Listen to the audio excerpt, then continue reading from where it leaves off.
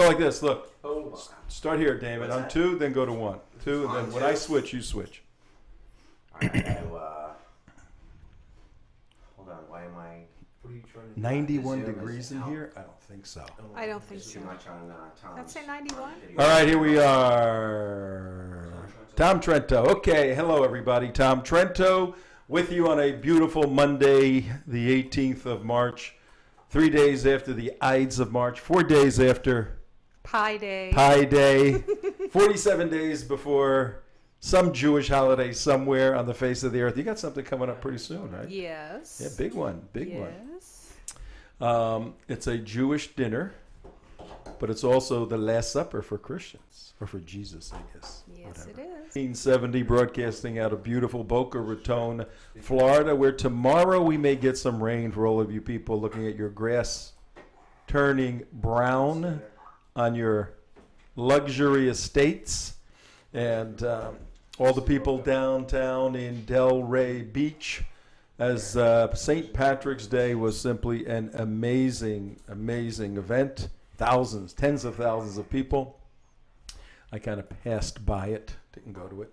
Been to it many times, though. I had some other stuff to do. Went to a college reunion of sorts, alumni meeting for my school, one of my schools. So that was good. But we are here today on a Monday, the 18th of March, 2013, with a jam-packed show dealing with some breaking news and then some fascinating Obama news for everybody. I can't even believe it.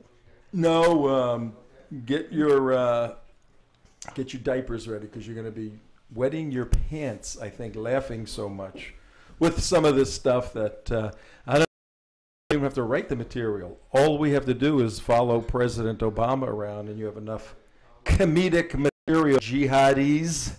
The Muslim jihadis, Islamic jihadis, Sharia-compliant jihadis.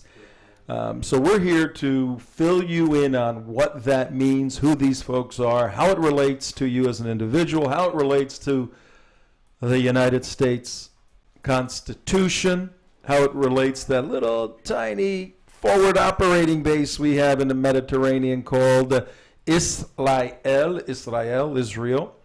and how it relates to this administration, how the jihad relates to this administration. That's I think our it's job. coordinated by this administration. I think it is launched by this administration.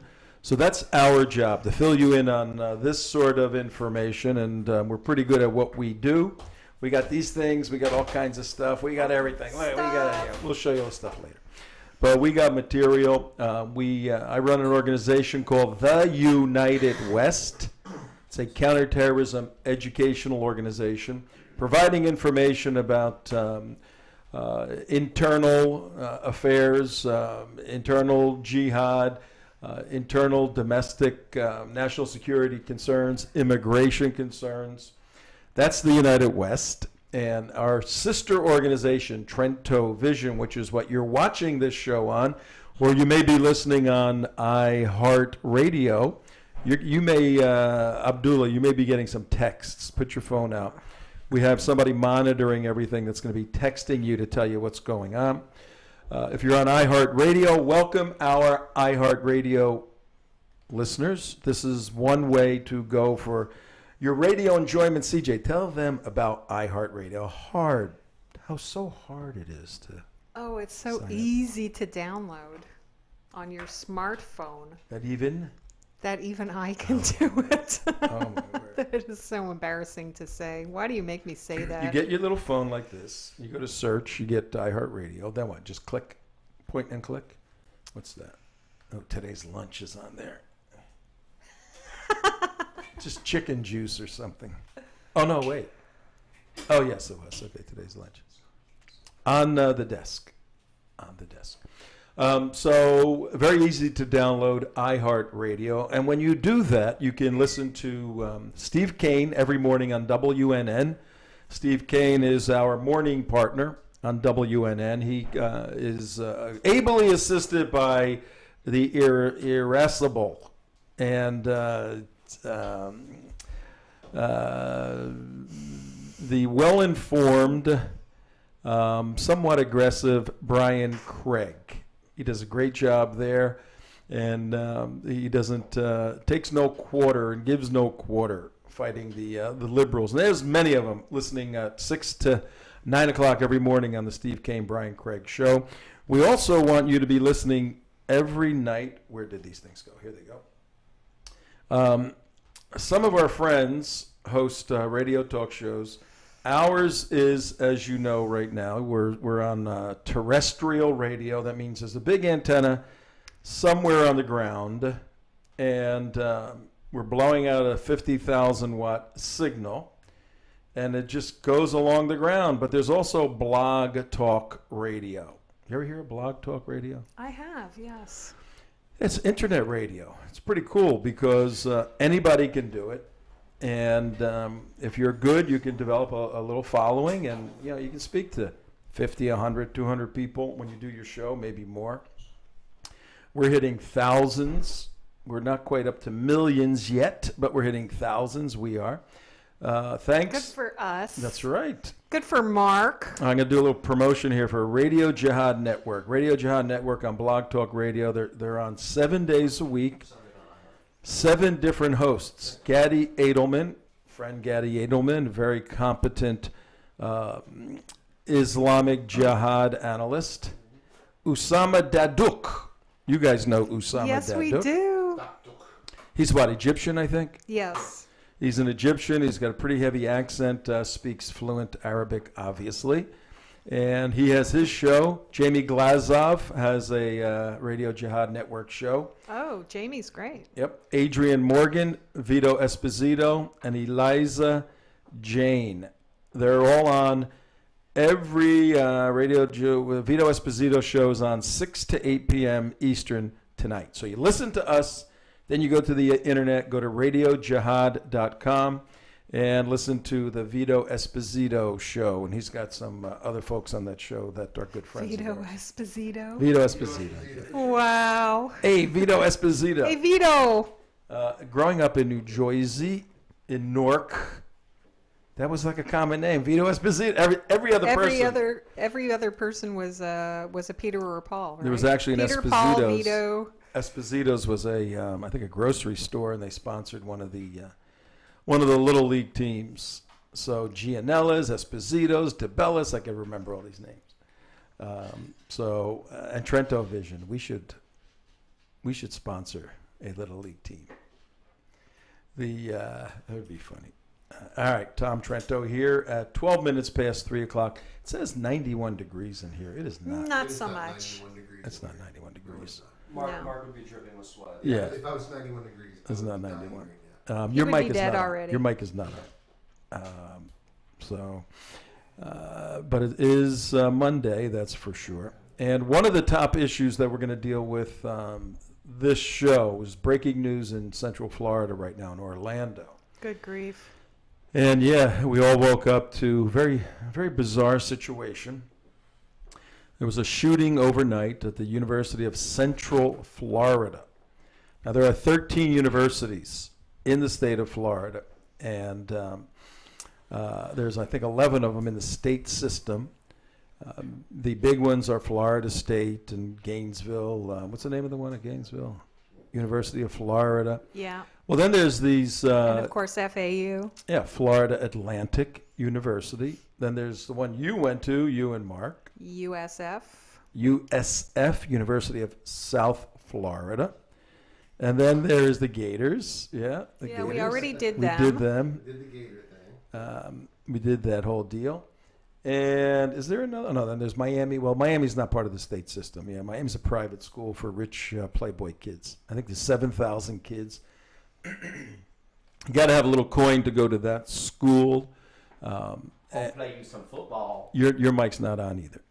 It's muted. Because what's that? I said I'll There play you you some go. football, There you maybe. go. Let me see yours. Is yours on that? I don't think mine's on. No, yours is it's not on. Okay. Okay.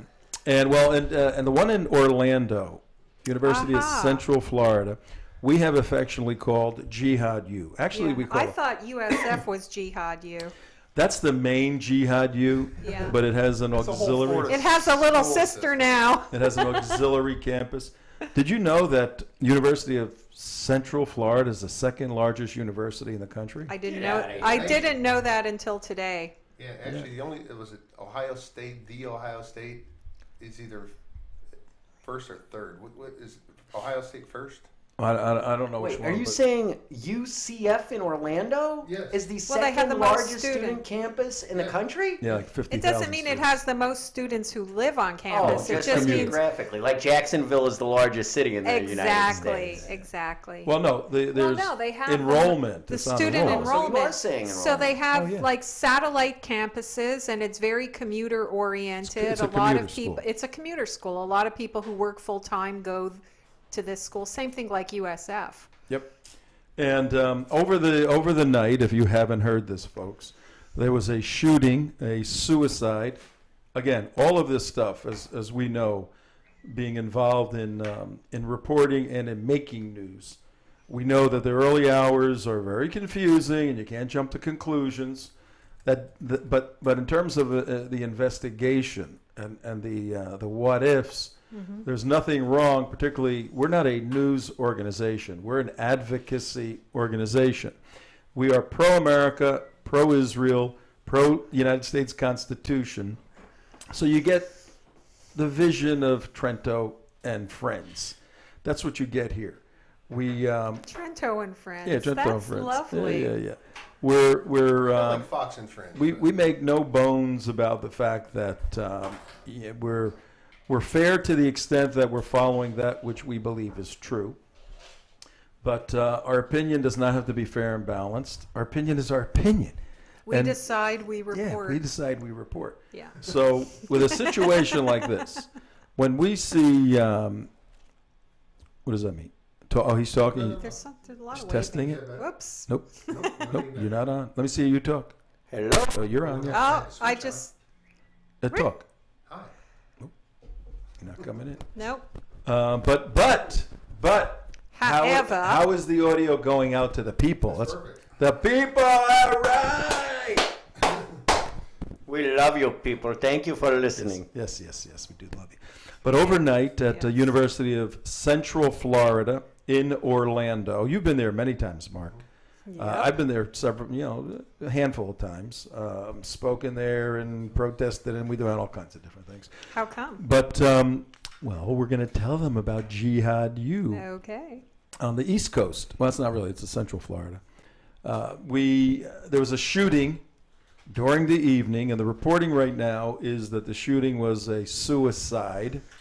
And the uniqueness about this is this was a suite in one of the dorms. There's a common area in the center. Then there's 4 hallways that go off north, south, east, west. And each hallway leads to a bedroom. So you have your own little bedroom and then the common living area for everyone. Right. Well, in one of the bedrooms, somebody had, and there's various reports, from an assault rifle to a gun. So the way the young journalist just graduating from, Columbia or Yale or Princeton probably never saw a gun in their life. So if they saw a BB gun, it would be an assault weapon. And so the clarity of what these weapons are can't be determined yet, but it was sufficient. The gun was sufficient to kill the individual who committed suicide. This just increased. Who committed suicide? Okay, that's sad and bad. It's increased the background hum.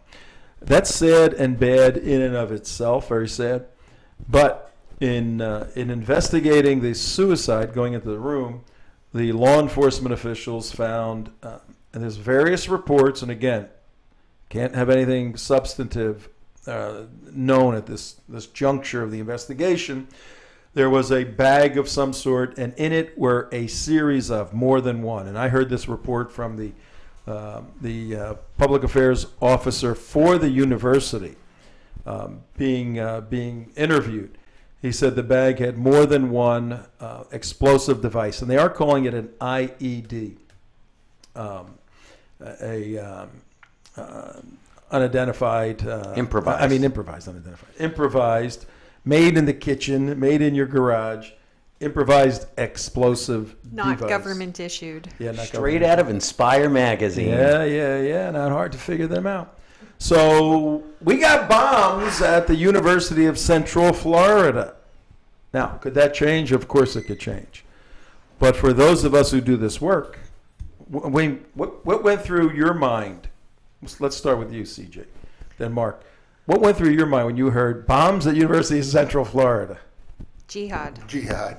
Yeah, jihad. We know it. We know this whole area we've done a lot of investigative reports on it. We tried to tell the campus what's going on. We tried to tell that the society, the main mosque that's feeding that university, is funding Hamas. We have it on videotape. It's not supposition. Well, that doesn't mean that this is the that's situation. what the No, situation well, I'm just is saying, with but this. It's going to happen. Yes. Right. So we're taking. It seemed the most likely, put it that way. Seems the most likely. We put out an email this morning. It's 20 minutes after 3 o'clock on WNN 1470 TrentoVision.tv. 20 minutes after 3 on the East Coast. We put out an email this morning promoting the show like we do every day. And we said bombs at Jihad U. Big surprise. Right.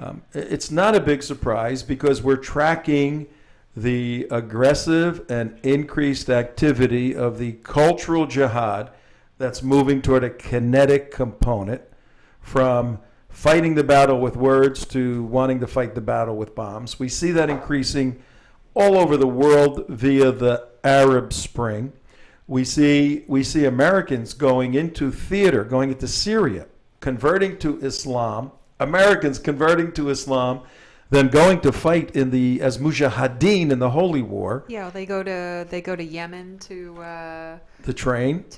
They go to Afghanistan, to Pakistan. And then they go wherever they can become a martyr for Allah in a qualified jihad. I watched Ultimate Warfare last night. So it's a very good show. They had the Battle of Fallujah. Oh, I remember that. And that battle in 2003, the end of 2004, that battle was it was like a magnet, a cockroach magnet. Whatever food you'd put down, that cockroaches would come. They came from all over the world. They came from all over the world. The jihadis came from all over the world to kill Americans in Fallujah or to die trying. And what they did, they would get hopped up, as the word used to be. They would get completely blasted on amphetamines. And the soldiers were saying, one guy in his tank, and the recreation on Ultimate Warfare, have you seen it, Abdullah? No. Oh, it's great. Tuesdays, 10 o'clock, I believe it's on. They use live footage with realistic video imaging, like you would in a simulator, an airplane simulator, and you can't tell the difference, what's going on, the way they integrate this, and then they tell the story woven in with the interviews of the actors, not actors, the soldiers. One guy said he came out of his tank, grabbed the 50 caliber, and they're running toward him, and he's got a 50 caliber, and he's just shooting them. A 50 caliber, the bullets are this big. They're huge. They're that big. Like 6 inches by almost an inch. They're gigantic. And he said he's hitting them with the 50 cal, and they would just go and just keep coming forward. And human beings. That's impossible. It was unbelievable. They were on so many drugs. And their little M4s that they're using, they can barely kill these guys with a couple of bursts. They just kept coming forward. But and an M4 is little tiny is like bullet. that, Yep. and an M50 They were hitting you them could with. kill an elephant with. They were Literally they an would elephant. keep coming. They'd be down and still get, because the drugs changed their body chemistry and everything. It was really amazing. But in any event, we know worldwide, because this is what we do all day long, that the jihad is on the advance. And we know that the university campus is a hotbed for jihadist ideology, Sharia-compliant jihadist ideology. And we know recruitment. And what? And recruitment. And we know, because we live here in Florida, what's going on the campuses in the United States in Florida, in the United States of America. And we know when we hear bombs on campus, bombs, jihad.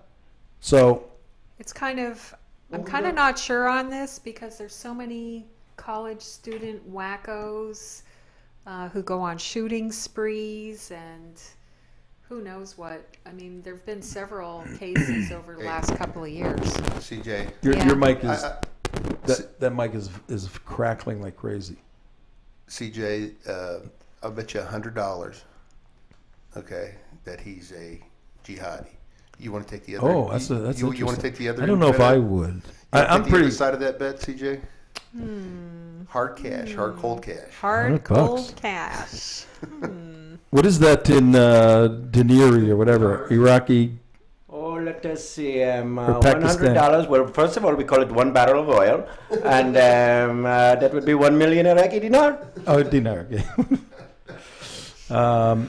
Yeah, I'm obviously professionally we can't conclude it's a jihadi. That's not what we're doing. It sounds like you're being very Islamophobic today for a change. But what we did say in our email was that we're gonna investigate with the presupposition. Yeah, the thing is that tilts it toward, for me, is the bombs. Yeah. If it were just guns, Improvised guns, yeah. If it were just guns, I'd say, okay, the guy went off his meds. But IEDs. Okay, but bomb building, that's kind of a jihad. Well, here's the Crazy problem. Joker man had bombs all over his house. The Colorado crazy man, That's he right. had bombs all over house. That's Well- not usually a Yeah, but that science wasn't an project IED for bomb. somebody. That wasn't an IED. They said IED. Well, the problem with IED is It could be anything. There's 10 firecrackers Yeah. wrapped in duct tape, and it's an Yeah. IED. So, and as much as that would hurt your hand or something, that's not going to do much. It's probably a pipe bomb, my guess. They're pipe bombs because there were many of them, several of them in a bag of some sort, like a gym bag. So they're not, 105 millimeter shells like in Iraq, like they were burying. They're probably pipe bombs. And if they're pipe bombs, that's often domestic terrorism too. The domestic terrorists like pipe bombs to go put in front of a bank or put in front of a capitalistic building or blow up a Or blow suburban, up the dorm. Yeah, or blow up the dorm. Now, the problem is this. So what are we doing? Point number one. In terms of our work, the United West TrentoVision, our presupposition is, in terms of the investigation, 3, 2, 1, 2. What do you want? In terms of the investigation, we're going to move ahead as if this is somehow Islamically related, because we are Islamophobes. That's why.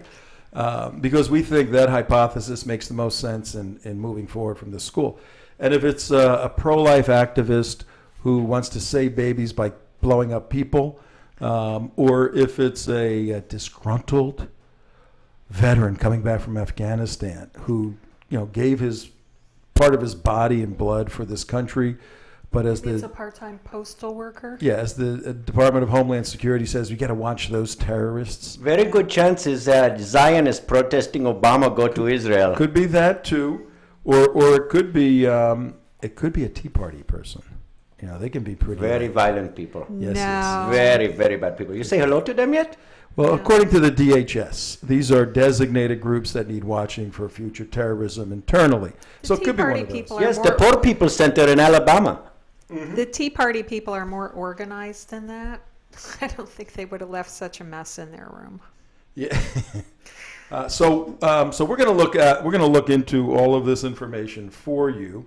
We're also going to update Florida Atlantic University a little bit. We'll have a larger report on Florida Atlantic University tomorrow for a couple of reasons. There's some events going on today that are going to weigh in directly as to what we say about the anti-Semitic situation and the jihad situation at Florida Atlantic University. Plus, I'd like to give it 24 hours to see where University of Central Florida plays out as we move into discussing Florida Atlantic University today. We got some problems on the campuses in America, folks. Yes, we do. And then in our, then we got a bunch of Obama stuff for you today. It's gonna It's be, unreal. I cannot fun. believe what we have about Obama it's gonna today. be fun. He's such a great president for sarcastic, corny television. You know, And the Muslim world. and, The and for the emperor. Muslim world. The emperor. And then in our 5 o'clock hour, we're going to give you our Around the World with critical news you need to know and views you need to show. How's that? News you need to know and views you need to show. All right, let's see. Video 1, what do we have here? Promo, President Obama. The explosive devices found on campus. CNN. Yeah, you want to play that one? Yeah. Okay. Here we go. Watch this. Set it up. The explosive device. Let me see. Did I have it as number 1? Where did I have it? I don't know where I put it. If you have it, Right now, you have one student. there we go. Okay, I can hear it playing. Yeah, I know.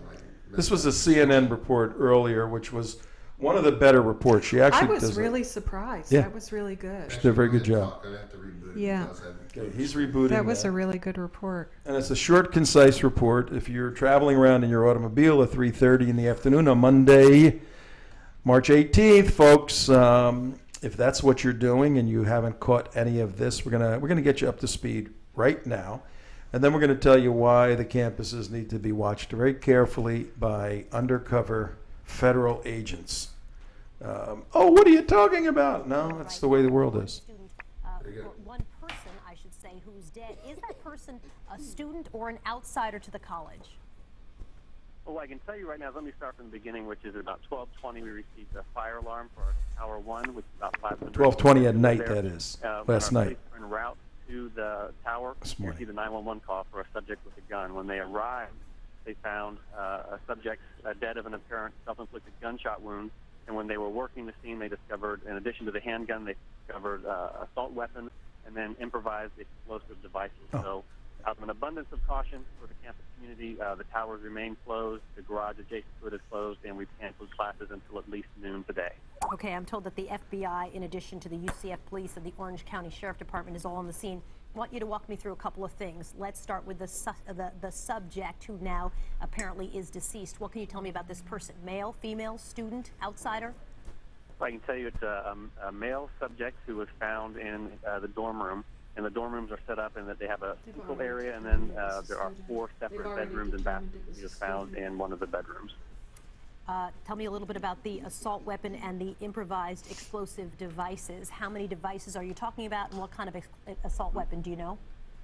No, I really can't get into the details of what specifically was found, except that it was enough to trigger us bringing the Orange County Bob Squad out. As I said, the FBI is also here, and we're proceeding extremely cautiously with what we found.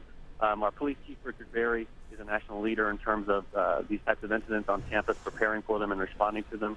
So our students and campus community are in good hands. So then where does it stand with the bomb squad? I'm not sure how you take apart an IED, an improvised explosive device. Have they been neutralized yet? Are you still in the process of doing that? What's the status of the bomb squad right now?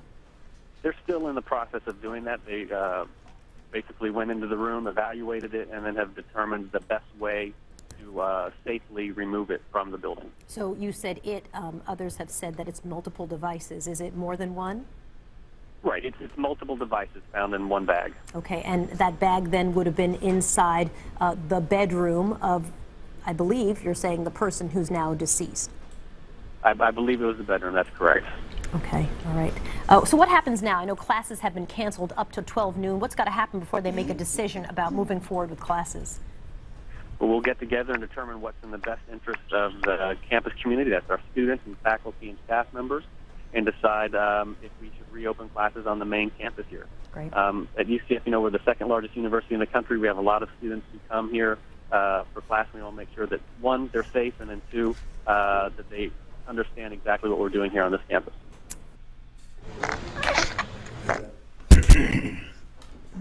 Good, you're on. Yeah, that was a back. very good report. Yeah. Somebody may want to tell Tea Party community we are not up on their site. And I know they acknowledged getting the embed. So you may want to send him a note. Let me see. Wait, maybe I'm doing something wrong here. Homepage, right? Nope. Try it again. All right. Well, that was the report from CNN. And what's that girl's name And again? Soledad O'Brien. O'Brien, Yeah. She did a pretty good job. And there's pretty much no updates to that. No, 'Cause and I just checked. I mean, the classes have resumed. They've disabled the IEDs. They identified the suicide victim as a student at UCF. Did they give a name on the student yet? No, there's no name. There's no name. I mean, it could be. The thing is with these cases, you can't tell if they're waiting for family notifications or are Yeah, they we'll have to. withholding it due to political correctness. well, I mean, they have to notify the family first, and then I'm on their website. The Okay, but it's been more than 12 hours, so the the family family knows. Yeah, the family knows. this is the. I mean, if the family were in Pakistan, they would know. This is Central Florida's If he Facebook was page. if he was a Can't that whenever you there's a loose wire in that mic that's going nuts. okay. Put your don't use that one. Use the other one. That was it. No, it's on that side, I think. Whenever you I'm on their Facebook page right now. Mm-hmm. And they're offering counseling and psychological services. Always. It's so Um, nauseating. Somebody sneezed, bring in a counselor because, gosh, we all have to talk about our feelings and explore Well, you need ourselves. counselors for those Pop-Tart shaped or those gun-shaped Pop-Tarts. Good Yes. grief. And Grief. somebody here made a comment on the Facebook page because you would think if there's explosives, why would they open the school up at 12 o'clock? I mean, there could be explosives all over the school. It's one of those kind of situations. Right. But this person, I think they're a student there. I'm willing to bet the reason they did not sweep the whole campus is because the explosives were no big deal. Probably had some fireworks in his room, and they're calling it explosives. So this, Either that or the preliminary investigation determined that that's all that there was, and the guy didn't have a chance to plant anything that he was thinking about doing because they had the diary or they looked at his computer or whatever it is, and they Yep. determined right away the guy's dead. He didn't do the deed. There's no threat, and we got to wrap this up. Yep. So it's looking more and more like just some weird thing. But it doesn't change the fact that this university has a serious ideological problem on it, jihad ideology. And whenever we can draw attention to the school for that issue, then it's important for us to do that. Yeah. Now, going to Mr. Obama. So we'll keep our eye on the school. Keep our eye on the school, but also, just so everybody knows, when we get back to the school issue, there's a whole list of reasons why we call UCF a jihad U. I mean, we don't just make this Pick up. it out of we thin- don't just pick it out of nowhere. Out of a thin tent. Yeah, we talk about the radical student organizations, who the speakers are on campus.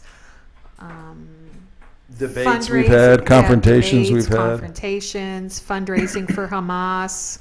I mean, there's all kinds of things that happen on this campus that we've that through the United West that we've been highlighting over the years.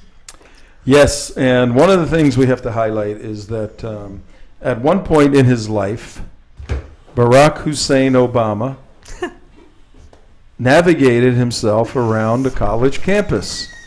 And I bet you, CJ et al., I bet you that he even went to some of the restaurants and ate the food on the campus. I bet he did.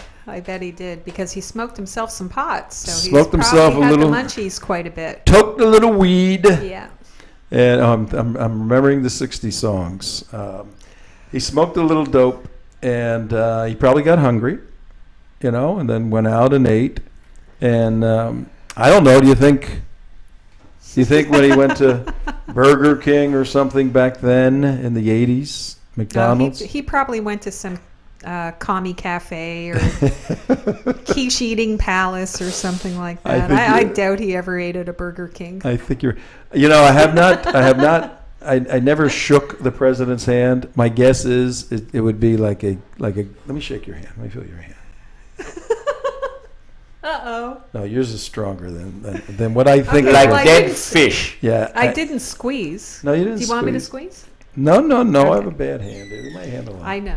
My guess is it isn't the most manly hand on the face of the earth, but I doubt if he had somebody tasting his food for him back at Burger King or a Commie Cafe. The Commie Cafe probably was. Well, the reason why this is kind of funny. The reason why I say the Commie Cafe is because when I lived in Seattle and I used to go down to Oregon quite a bit, and there was this one breakfast lunch place that I used to go to in Eugene all the time. Eugene being like where all the Grateful Dead people are. And it was called the Keystone Cafe, and I used to call it the Commie Cave because it really was. I mean, they had all the posters on the walls, and everybody wearing hemp skirts, and waitresses in tank tops who don't shave their underarms, and the whole things. But the food was really good. The food was good. But I called it the Commie Cafe, and I just kind of can see in my mind Barack Obama as a college student hanging out at a place like that. Absolutely. And drinking some chai and having some blueberry pie with cardamom in it or something like that. Smoking a doobie out back. Yeah. And talking about, you know what, if I ever become president, I'm going to have somebody taste my pie for me before I eat it. I'm going to have a food taster, man. Damn, all this stuff. The king's taster. So I bet you didn't know it, folks, that on the federal budget, I can't even believe it. we have. Let me zip to this. This is from. This was going around the internet, but we took it off of our friend Jack Fenari's beautiful website, BizPack Review, Which I always have up on my screen and which I read every single day. Yes, it's really very, very good, and people need to go there. And if you, Abdullah, can let me put my little IED on here. IVGA, my IVGA. Okay, I'm hot. I can't believe this. Come to me, 3:41 in the afternoon. Tom TrentoVision TV. That's what you're watching. Or if you're listening on WNN 1470, if you're listening, we're reading a report. Why don't you read the headline, CJ? Obama goes hungry at GOP lunch. Royal food taster, a no-show. Mike, what do you think? I was doing something else. What were you doing? He was thinking about how good it would be to eat at the Commie Cafe, and he kind of got lost in that. Obama goes hungry, Mike, at GOP lunch. Royal food taster, a no-show. But no, it's not. No, it's not a joke. It's a for real. This was going to be in the insane news. Do you know what? I wonder if it's only because it was a GOP lunch. Is that a possibility? But no, it isn't just because it was a GOP lunch. It also happened in France when he was visited France in 2009. He wouldn't eat the food there either. He had to have a taster when he went to a restaurant. This story's hard to swallow, though. It really Hey. So funny.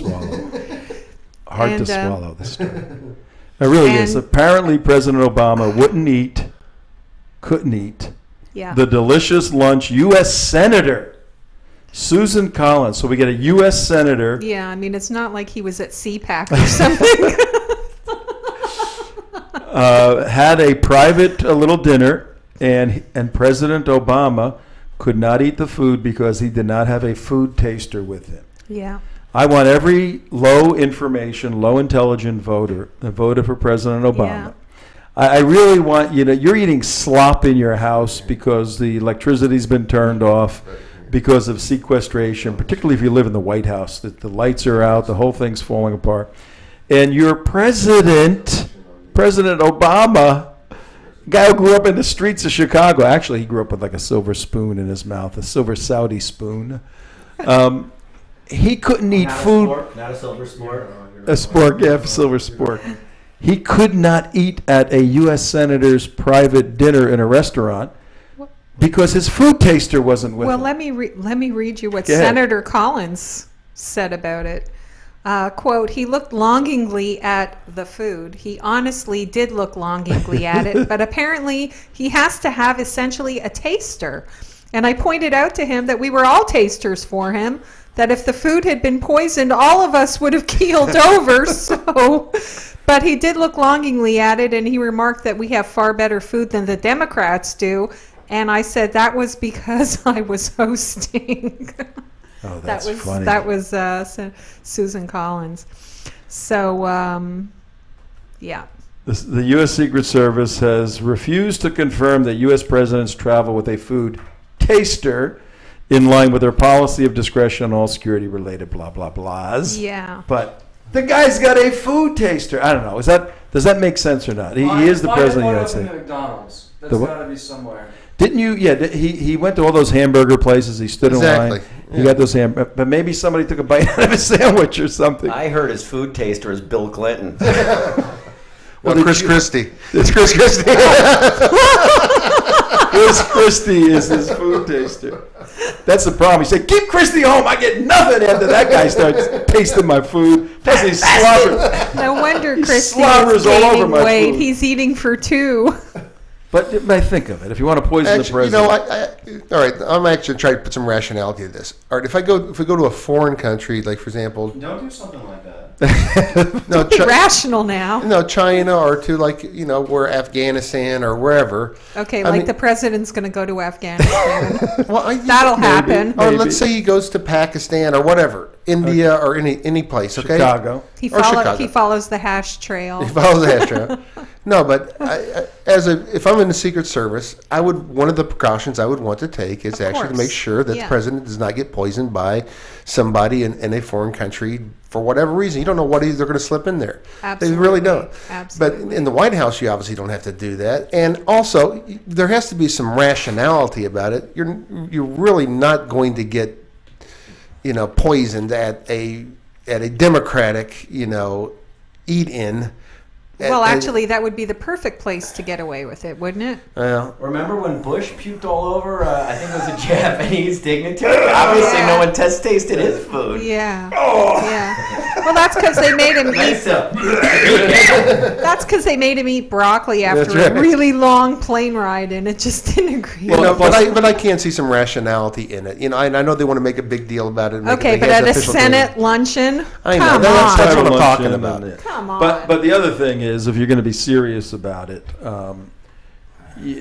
unless you're going to just put rat poison on top of a piece of cake, like sugar, there's so many poisons that you can make. That are long lasting. Yeah, of course. That's where else I was going. But just having a food taster is not going to do it. They must have to have a food inspection, some type of chemical trace analysis on the process. There's some type of da-da-da-da. Okay. Look, that's how we gave Chavez cancer. That's how the Israelis killed Arafat. That's right. I wonder if there's a food DNA database of everything that the president eats. I wonder if because if you really want to take it to the logical extension, they really ought to have a sample archived of everything that he eats, just in case something actually does happen to him, and then they can go backwards The and White House plumber keeps that line. and try to determine where it came from. Do you think they do that? Well, I don't know what they would do, but I do The know. White House septic tank. And do you think the taster makes more money per year than the dog walker? The dog walker. The calligrapher, the White House Calligrapher calligrapher makes $100,000 a year. Right, White right. House But the calligrapher. calligrapher actually works, so I don't really have a problem with that. Well, That's about what you spent on your background Is a here. job set down? The what? Calligraphy is a job set? Is it? Yeah. They have an Yeah. official calligrapher Well, for all the let's flip. documents.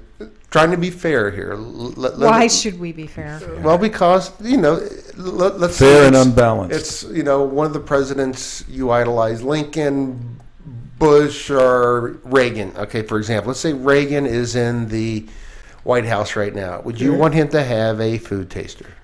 No. You wouldn't. No. You wouldn't want if you went to like. I go back to Monty Python in the Middle Ages with food tasters. That's what comes in my mind. What is the guy going to do?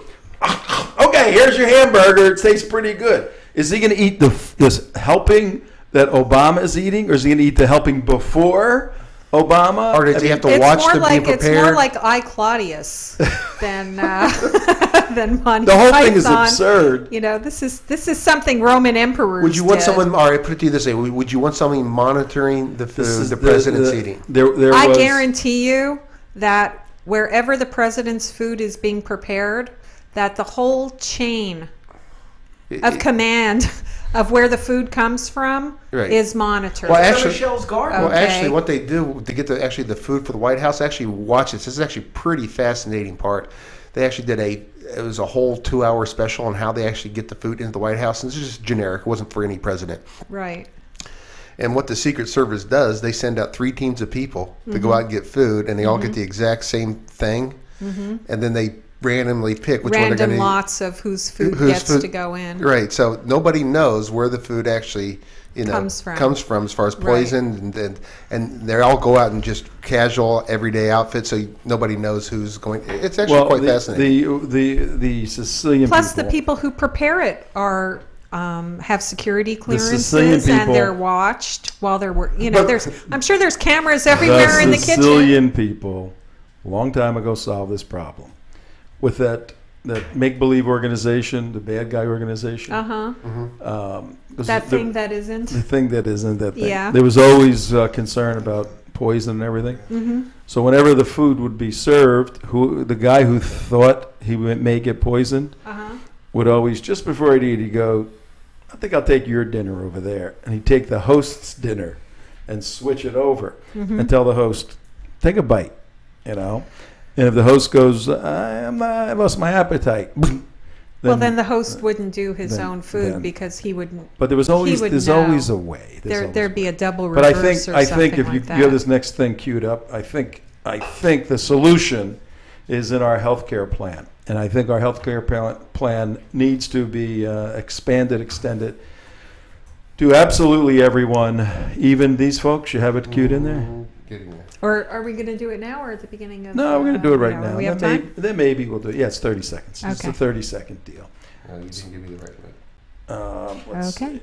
Then we don't have time. Yeah, the 33-second one right after the food taster. You got to go find it in there.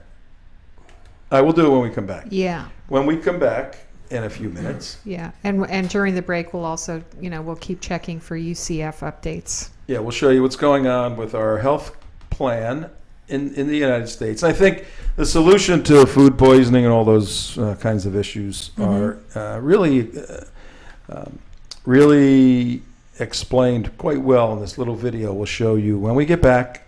But before we get back, we want you to know that it's the 18th of March. Tom Trento here with CJ. We got Abdullah. Hello, Abdullah. Hello, Mr. Trento. How was your weekend, sir? Fantastic. And yours? Good. Had a good time. I would say hi to him, There but was he never much talks to terrorism me. in my home country this weekend. There was? Very much. People killing people everywhere in Pakistan this weekend. So what else is We have new? many churches being demolished in Nigeria. It was a very, very good jihadi weekend. Yes. Very good. And Yeah. we have active here in Florida as well. So there was no downtime for me. Lots of Hindu temples and homes destroyed. Yes, we are at the jihad. The global jihad is picking up a pace. I cannot believe how fast it is gone.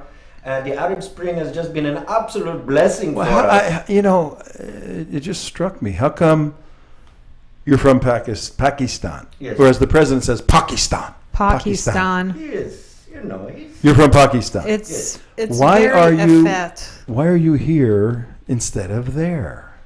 For Dawa purposes. Minister of Dawa for his No, I'm daughter. Minister of Takia.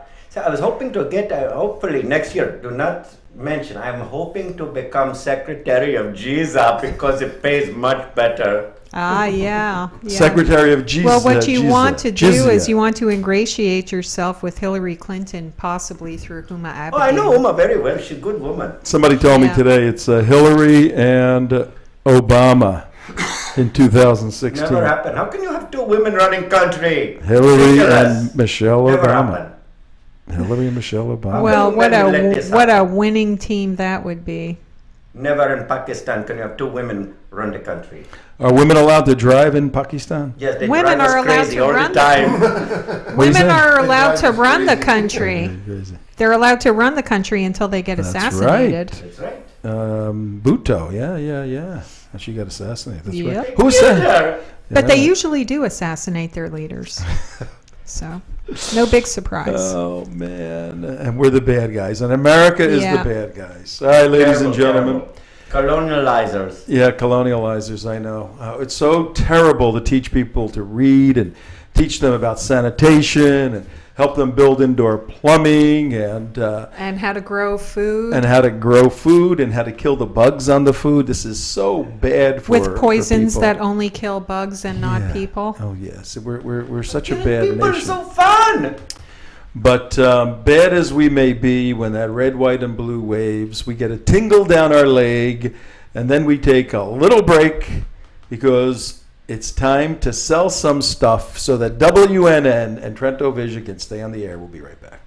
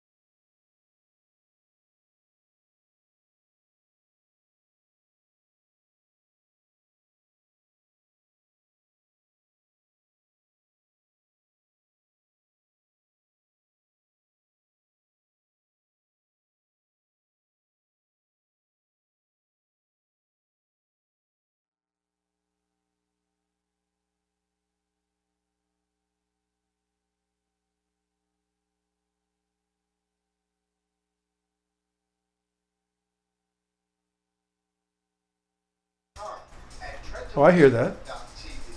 I can hear it. Who said that? I can hear it in my ear. Okay, everybody turn their stuff off, please. And the truth will set you free. TrentoVision is hosted by Tom Trento. Tom can be reached at 561-319-55. Well, right at the moment, I'm getting a little bit of loop back, a little son. A little what? Loop back. I'm hearing me coming back slightly. So am I. Don't worry about it. Let's see what happens for you. Now, let's get a peek at Tom's view of the world. Here's Tom Trento. And you're on, Trento. Go ahead. Hi, everybody. Tom. What's my last name? Trento. Okay, good. Don't ever forget it, okay? I can't. I know. That's Oops. recently called TrentoVision. That's right. See how that works?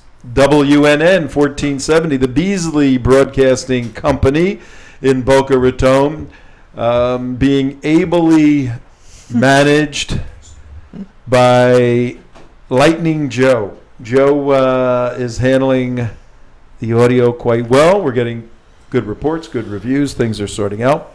Mark is sleeping here day and night, making sure the audio works. Mike is bringing snacks for everybody. Yes, we're getting snacks. We're staying alive, but we still do need those donations, folks. That's very, very important. Tax deductible. You will make a tax deductible donation so that we can stay on the air and make life miserable for Mr. Obama. Very, very miserable for Mr. Obama, particularly as he takes off in his big, gigantic $200,000 per hour jet with now 500 people going with him to Israel. We're going to talk about that a little bit. And we're going to That's a lot of manicurists. Yeah, a quick update on University of Central Florida, And Jihad 10,000 U. What'd you say, Mark? And 10,000 guards. 10,000 guards. That's crazy. Yeah, but we're not bringing them. Israel is providing them. Yeah, well, I want to talk about that whole trip in a second. But we, as we concluded the first hour on TrentoVision just a few minutes ago, we laid out for you U.S. Senator Collins, right? Collins? Yes. I think she's up in Maine or something. Yes. The dinner was a lobster, just a big, beautiful, delicious lobster. Now, do Muslims eat Shellfish? crawling shellfish? I know Jewish people don't. No. Do Muslims? I don't, but I don't think they do. I don't know if they do. If he didn't eat that, could he be a Muslim, Abdullah? He is Muslim no matter what. No, his father he is would- Muslim, his stepfather is Muslim, his policy is Muslim, the man is Muslim. Thank he you would very much. he would eat it anyway He to would eat it. blend. He would eat it to blend. Yeah. And what a drag. You forget your food taster when you're having a $400 lobster, you know. Well, up that's in no Maine. big deal to him. That's true. Yeah, his hot dogs probably cost that much. That's true.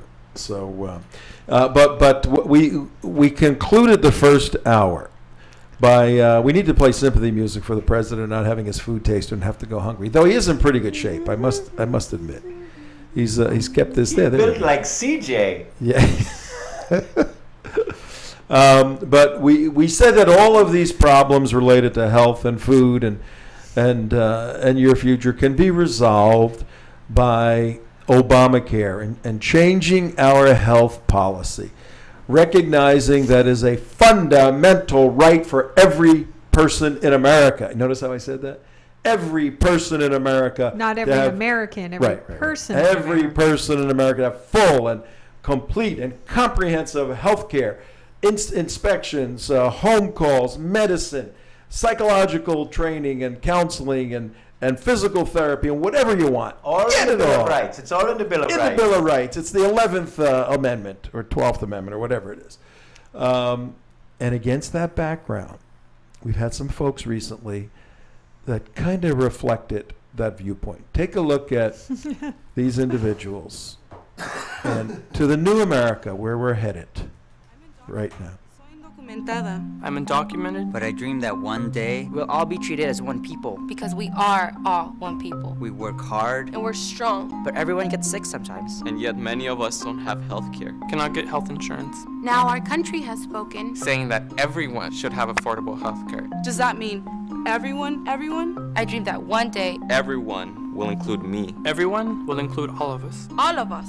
Because health happens when we dream together.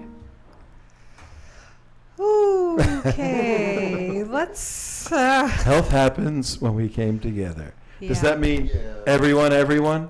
That was a series of young kids, undocumented. What is undocumented? What is illegal? Illegal. Oh, that's not a not nice here term. legally. That's like your family, Trento. Whoops. That's not a nice term, undocumented or illegal. Undocumented sounds so much better. What, Mark? It's not that wetback term. Oh, they were wetbacks. They look like wetbacks. Look at the CJ cringe. CJ cringe.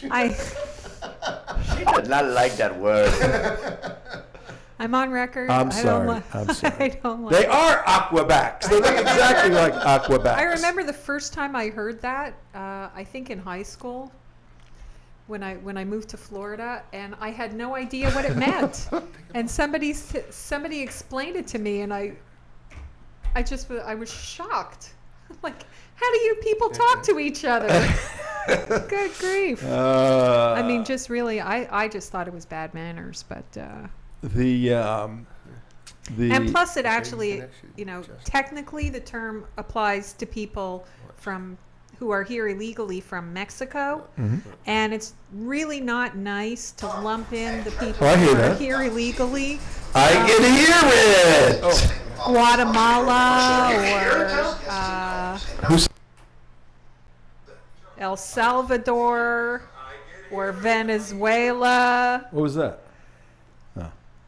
So, it's not nice to lump them all in together. You raised a good point. The illegal Haitians, the illegal Cubans. The Spanish Latins want very, nothing to do with the Mexican Latins. They're very particular about that, so it's really not nice. Low class. Yeah. Okay.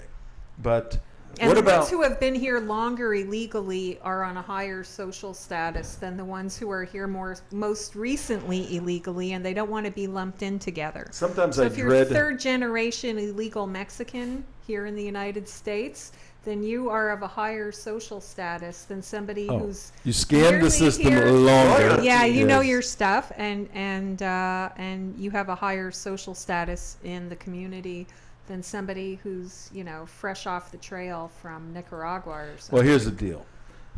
Sometimes I regret studying what I did study and being made the way I am.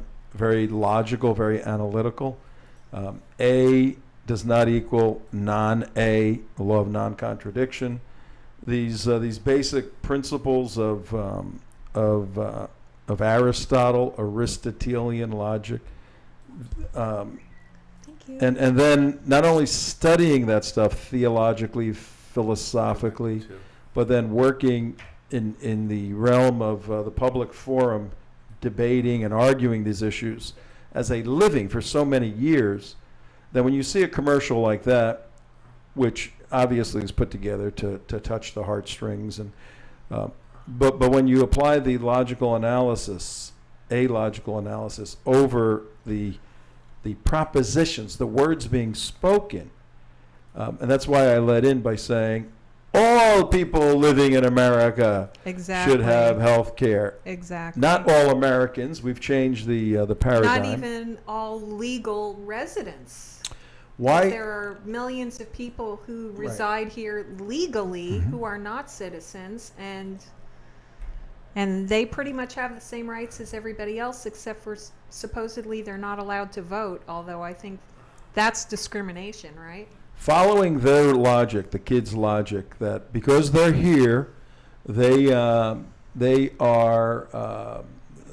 to be recipients of. They have some sort of fundamental right because they live in America.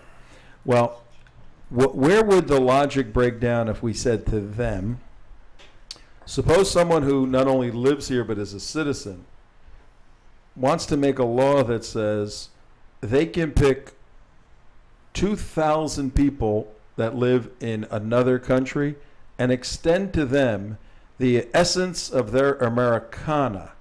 And because of the extension of my Americana on 2,000 Haitian citizens, they deserve the full benefits of the Constitution and of the Bill of Rights and of all the general welfare. Where does the logic break down? How's what I'm saying extending the essence of my America to 2,000 people I select to be part of the recipients of the good stuff? You're missing the underlying argument. Oh, I am? Yeah, yeah. And that is that the people who advocate for this, the people who are in this commercial, the people who make this commercial, they think that we should live in a world without borders. They don't believe there's anything distinctive about America. And so they agree with me. Everybody everywhere should have the same thing. It's not just everybody in America should have these things. Everybody in the world should have these things. If you happen to be lucky enough to be able to get here and set foot on our ground, then you're first in line. But really the goal is to make sure everybody has it. Well, why should we just stop there? I mean, since there are no borders, since there is no immigration policy to which you must adhere, and anybody who makes it on the soil gets health care, so there's no open borders, so borders are just open. Why don't we just give free health care to people in Africa? Well, I think we already do. We give billions and billions and billions of dollars. Our full health care system to people in Africa. Why don't we just extend it up to Canada and down to Mexico too? I mean, there's no rationale. Actually, I think it would be less expensive to export the health care and keep them out of the country. No, we should build hospitals. Yeah, because then they would actually go to doctors when they need a doctor instead of the emergency room, which can't deny them service. So it'd be cheaper for us to pay for probably all of the Mexicans regular health care than how they abuse our system once they're here.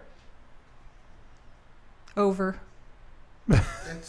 It's ridiculous. I mean, once you start taking any logical conclusion beyond on this policy, it makes absolutely no sense. Well, you just said it. You just said it. This is the ideology of the left, and therefore there is no logic. There is no logic. There is no rationale. Where's the money come from? If you were to say to these people, all right, it comes from everybody who works. All the rich people. We like Tom's view of extending his Americana to 2,000 people, and every American can do that. I just don't think it's fair to restrict it to just 2,000 people. And we like Mark's view of extending it to a couple of different countries.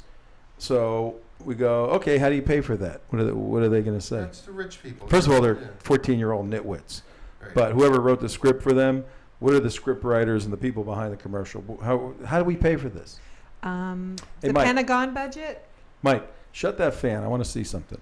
As good as it is. The Pentagon budget, maybe? The Pentagon budget. It's a great idea, because if the borders don't matter, then the militaries don't matter. Melt down the aircraft carriers. Mm-hmm. You got to dive down low. This one?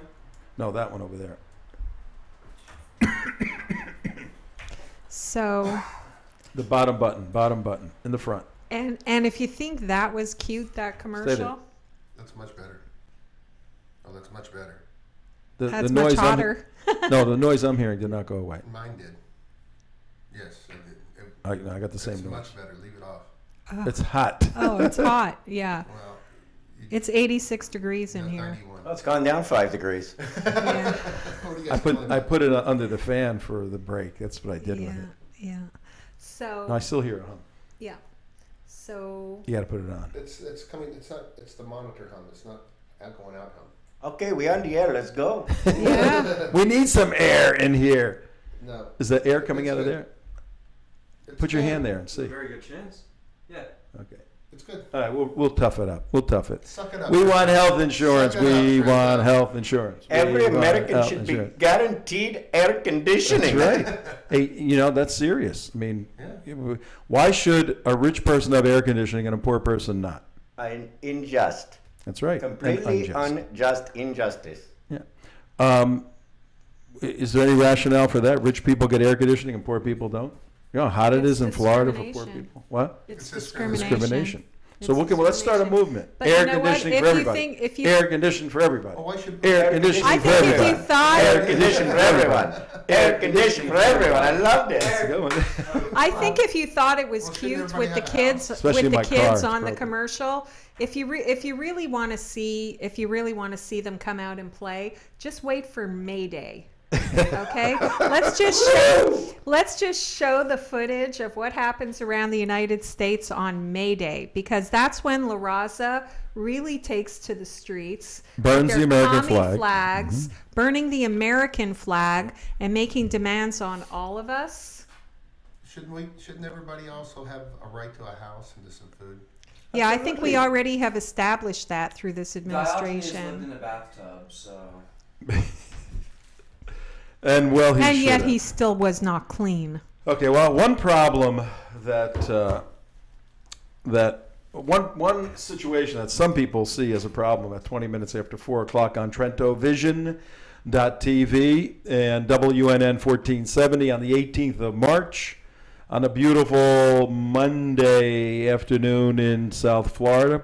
One problem that some people perceive wrong with America, but certainly not all people, is some of the folks that our good President Obama, hangs out with. You know, it's often said you can tell a person by the company they keep. Well, this next one here, next Which is little why clip, my friends stopped calling me. this next little picture we're going to show you. We're going to put it up, and for those of you driving, you can't see it, but we're going to discuss it, and we're going to ask you.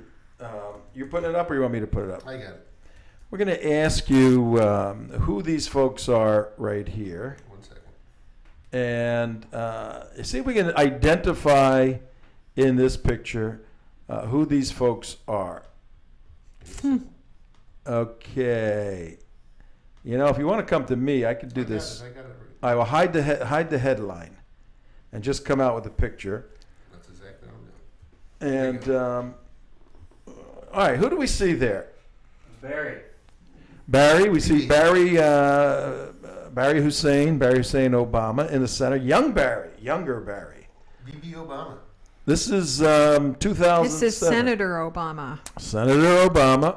Save our sons. What's the little sign then? It says save our sons to save ourselves. Save our sons, save ourselves. African American individuals, one is in a tie off to the right, and fairly well dressed, and yeah. And then, the guy next to Obama, on Obama's left. Anybody know who that is? No. Is that Jesse Jr.? You know, you want to hear a quick story? He's out of the asylum now, right? Yes, he's out of the asylum. Yeah, now that the election's over, that's right. I launched Jesse's political career. Jesse Jr.'s? Yep. I did the first interview You were of him. interviewing him, yep. And he announced on my show that he was running a long time ago on the other station over here. But no, this right here, the guy to Obama's left, our right in the picture, is a gentleman by the name of Malik Zulu Shabazz. Not a gentleman at all. Yes, one of my dark-skinned brothers. Malik Zulu Shabazz. Malik Zulu Shabazz. Anybody know what organization Mr. Shabazz? Of course. What? The new Black Panthers. He's the Black Panther, yes. Yeah. That's President Obama speaking with the Black Panthers. I wonder now why no prosecution for the Phillies. Yeah, you wonder. And the irony of this whole thing is the Black Panthers came out as the new Black Panther Party, more a political... New and improved. Yeah, new and improved. Kind of like the new and improved Muslim Brotherhood in Egypt. And this picture right here was released by Breitbart back in 2007. And people should have been infuriated with Obama lining up with the new Black Panthers. But back in 2000... Business as usual. Yeah, in 2007, it was like, who's this guy from Chicago? No. And Everybody all that knew stuff. who that guy was from the time he spoke at the DNC in 2004. That was obvious. Yeah, but it was wow, what a great orator, and it was. But then there was a gap, and not everybody started putting it together. But when these pictures start coming out, this is the Black Panthers in Selma, Alabama, at some protest, and Senator Obama is speaking for the Black Panthers. Now, if you're a black person in America, and most black people historically are Christians, because they many came through the slave trade and were in the southern families who were Christian families, and became Christians through that when they got their freedom, continued with their Christianity. And a lot of the old gospel music and soul music comes out of the late 1800s. If you're a good, decent black family in America, and you're a nuclear family, as a mother, there's a father, there's kids, you're together, you voted for Obama, what do you think when you see him working with a racist, Jew-hating, American-hating, Black Panther terrorist organization? What goes through your mind? You don't see anything past the color of his skin, and you just stop there and you say, that's my guy. Yeah. Pretty much that's it. I mean, the voting records we're say not you are allowed correct. to. Yeah, I mean, 99% vote for Obama. Yeah. I mean, come on. Yeah, that's sad. And I think those are low information voters, because No. there was a time early in my life that if there was an Italian guy running for something when you're a kid, you're in high school. I think even before I voted, Italian guy, I have to vote for the Italian guy. You couldn't care less, Italian guy.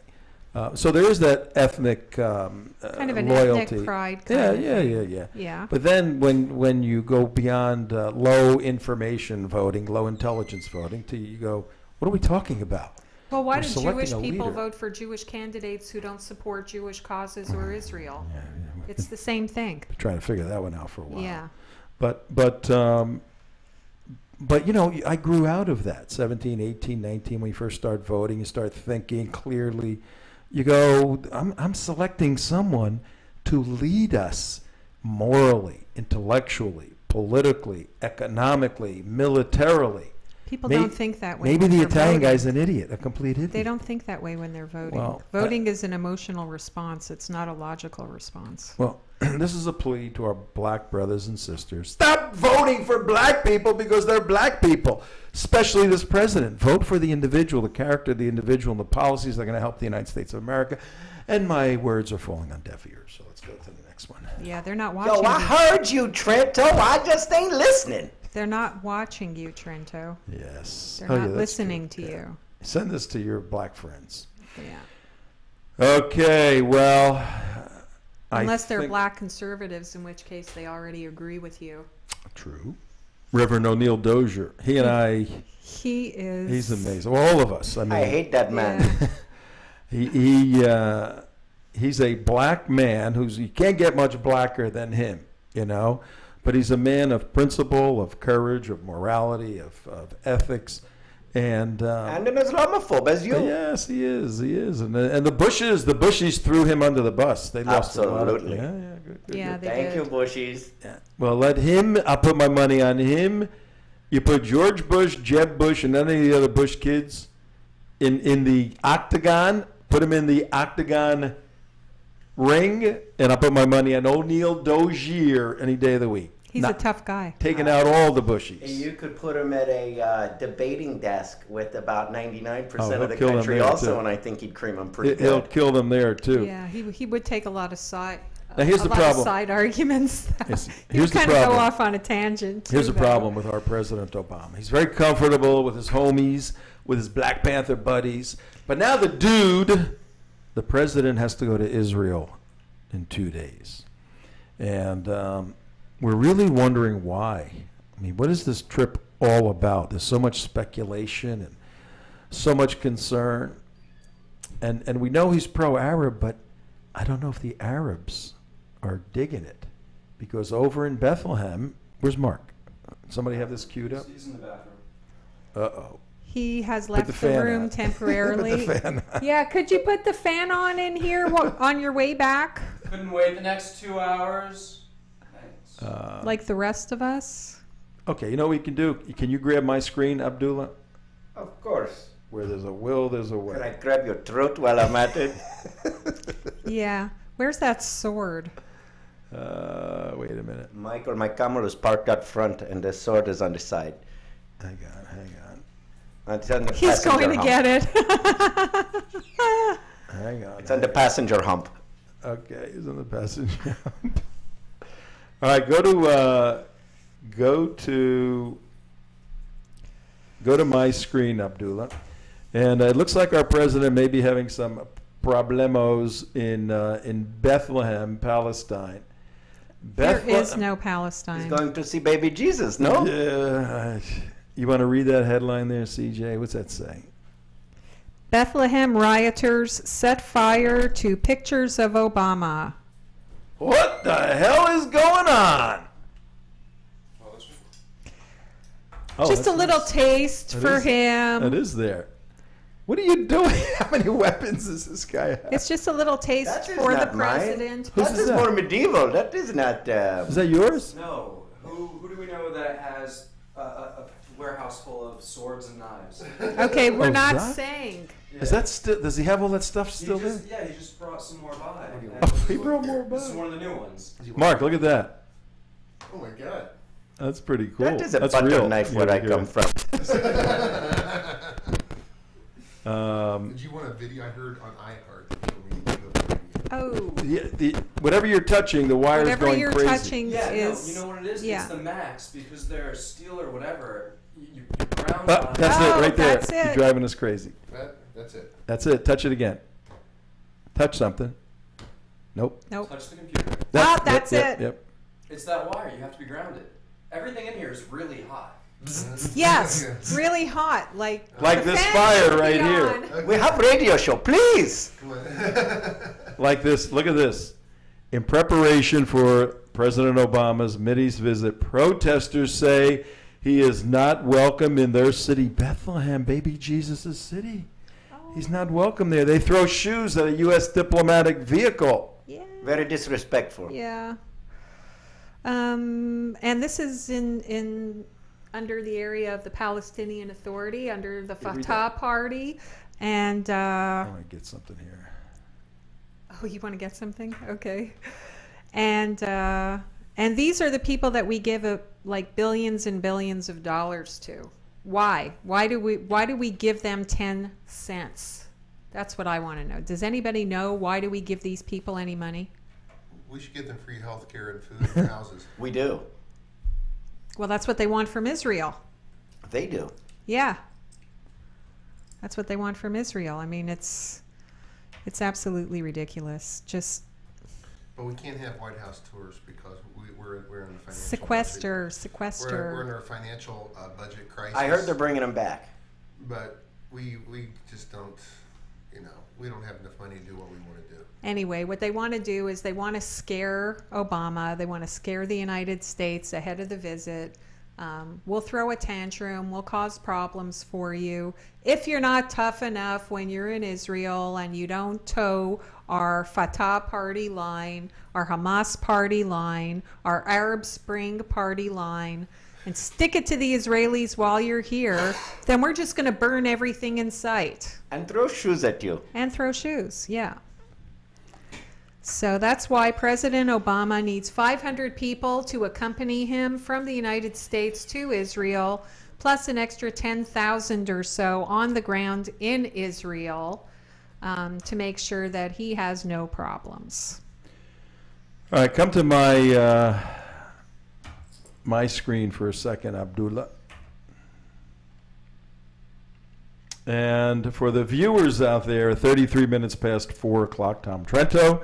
TrentoVision, WNN 1470. That's where you can listen and watch. You can listen on WNN 1470 on your radio. You can watch on TrentoVision.tv. And to our Tea Party community friends, hi everybody in the Tea Party. Now you're back online with us. TeaPartyCommunity.com. You need to be joining that, folks. That's got nice and cool in here. Just the first one's fine. It works fine. Thanks. What you see on the screen is our group, part of our group, that was in Israel but just about a year ago. And you know where we are right there? Bethlehem. Yep, that's the checkpoint in Bethlehem. And if you notice, you see the little cursor? There's me right there, Tom Trent. Oh, look, you can put your, I didn't know you could do that. How does this thing know who you are? That's pretty good. Where's Mark? See this guy right here, Mickey? This is Mickey Rosenfeld, the police officer on the left. Police spokesman, official police spokesman. For all of Israel. All of Israel. Big He's man, the guy right? handling Obama's trip. I hate him too. He's a friend of ours. I hate all you. And there's Henry back there. Mike, see Henry on the screen? Yeah. Where are you, Mike? I shot that photo. Oh, you shot it. Okay, Yeah, okay. He would not show anyway. He's invisible, remember? That's true. Here's Claire Lopez right there on the right. That's Claire. Here's Alan Kornman. And then some others will go unnamed. But I have a real good one overlooking Bethlehem, right down on where they're doing all that burning. I'm going to find it for you. We'll find that. But the president is not welcome in Bethlehem. What is the deal with that? Why don't they want their guy in Bethlehem? I don't get it. I don't know. Maybe it's a double reverse psych out to make everybody think that, you know, he's not really our guy, wink, wink, but except that he is, except that they know that he is. Yeah. You know. Or there's one possibility. Or to put a little more pressure on him. To put more pressure on him. I mean, first they tried to intimidate the Israelis. Okay? They've been threatening to start another intifada ahead of the visit. They've been trying to figure out how to do more IDF kidnappings. They've increased their local minor terrorism, like rock throwing and things like that. And they said, quite frankly, as soon as the visit was announced, that they were going to stir up some stuff. Because they know that when you do that around the world and you're a Muslim, this administration will say, oh, I understand. We haven't been sending you enough money. You need more money, yes. Squeaky wheel gets the grease. You need stuff. Squeaky Muslim gets the jizya. The squeaky Muslim gets the jizya. Well, there's a new sheriff in town. Take a look at this next screen here. When President Obama goes to Israel, he's going to meet with the new Knesset, folks. They are just today breaking news. The crazy politicians of Israel, not 2 parties, but 33 parties. Yeah. I think actually, you know, I was thinking about this the other day. I was kind of wondering why the Israelis seem to be so ungovernable. And then it occurred to me, oh, it's because they're in the Middle East. It's not just the Arabs who can't govern themselves. Yeah. It's just, it has to do with being in the Middle East. Well, this is very important for everyone listening out there, driving in your automobiles, listening on TrentoVision, watching on TrentoVision, listening on iHeartRadio, Tea Party Community. Very, very big week this week. We have President Obama and 500 homies. I mean, can you imagine the last guy that got picked for that? That thing, dude, I'm going, man. This is going to be so cool. What a scam. What a total scam on all the taxpayers. 500 people. I'm the photographer for the photographer to take pictures of the photographer taking pictures. You know, I'm carrying the bags for the guy who carries the bags. 500 people. Crazy. But they're going there now to Israel.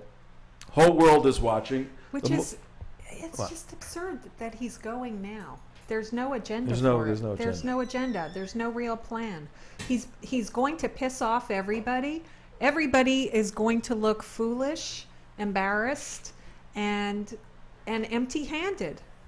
Yeah, we're gonna lay out 2 or 3. Oh, good. We're gonna lay out 2 or 3. There you go again. Put some. Dave. No. Put some, what do you call them, battery cables on different parts of his body, will you please? I'm just electric, Tom. You can't touch wrong. He did it on purpose. I don't know if it's going out, but it's going right through our heads. Specimen. This is very important for our listening and viewing audience. Very, very important geopolitical development. Hopefully people do not die this coming week, though my guess is people are going to die because there's going to be riots in the Middle East over this. Oh, definitely. Something is going to go wrong somewhere. President Obama is going to say something. Some Muslims are going to get pissed off, or somebody's gonna get upset somewhere. Someone might create a video, Tom. There's going to Oh, be a my heartache word. tonight, a Someone might heartache create a tonight, I video. know. Oh my And word! someone might pass notes in the Quran, and then someone might catch it and do something nasty to that. They may to put the a sacred bomb in the document. Quran. Oh my God! Can you Well, imagine? What would you do if you put a bomb in the Quran? Would you be able to Well, that's why you need the King's Readers. King's Readers. King's Readers, The King's Readers. Yes. Somebody has to check all the What if books. you put a hamburger inside of a Quran? Would the What food if you taste good put and poison taste on the pages of a book that you gave to the president and he touched it and then you died like that KGB guy in London? Yeah, that could be pretty Yeah. crazy. Great. Couple of drops of polonium in your Quran and who knows? Go down to the second link on page 2. Play that video for a The second. second link on page 2. When Egyptian citizens arrest? The third link, actually. Yeah, we need to do that quicker. All that has to happen The quicker. third link on Number page 2. 3. Yeah, don't read what it is. One begins with T rejects. The who? The one that says T rejects U.S. No, the third link on page 2. The third YouTube link. See it? Okay. Bassam Alahabi, SJP, and then the one IKB. Initials IKB. You don't see it on page 2? I think you guys got different things hooked up here. Why don't you tell us what the subject is, Tom? Okay. Well, it's There's no. Go ahead. Go ahead. Oh, this one. yeah, IKB. We're looking for it, folks. I got it. Here we go. Here we go. Here we go. Here we go. It wouldn't help if they. What we're talking about is President Obama being in Israel next week, and you know we all hope the trip goes well. We have no idea. We're going to get into that a little bit this hour. Why he's going, but we just went on a tangent and said suppose somebody put a bomb in a Quran, because you said suppose a movie comes out like Muslims of Muhammad or Innocents Muslims of Gone Wild. Muslims Gone Wild. Well, suppose local- somebody actually took a Quran and Local carved out the minor pages. terrorism, I like did. rock throwing Yeah. and things You- like you that. carve out the pages Okay, of I the can hear Quran. myself. And they said, in my quite ear. frankly, Oh. I got it. Sorry. It's called thinking. It's called thinking. You're thinking out loud. No, I'm thinking look at old the smoke. thoughts then. White smoke. That was so 2 minutes ago. Okay. All right, now watch this video, folks, because this happened in Iraq You got to explain it to the listeners. just recently, and well, you can actually see, and I'll explain it because they're speaking in all that kind of.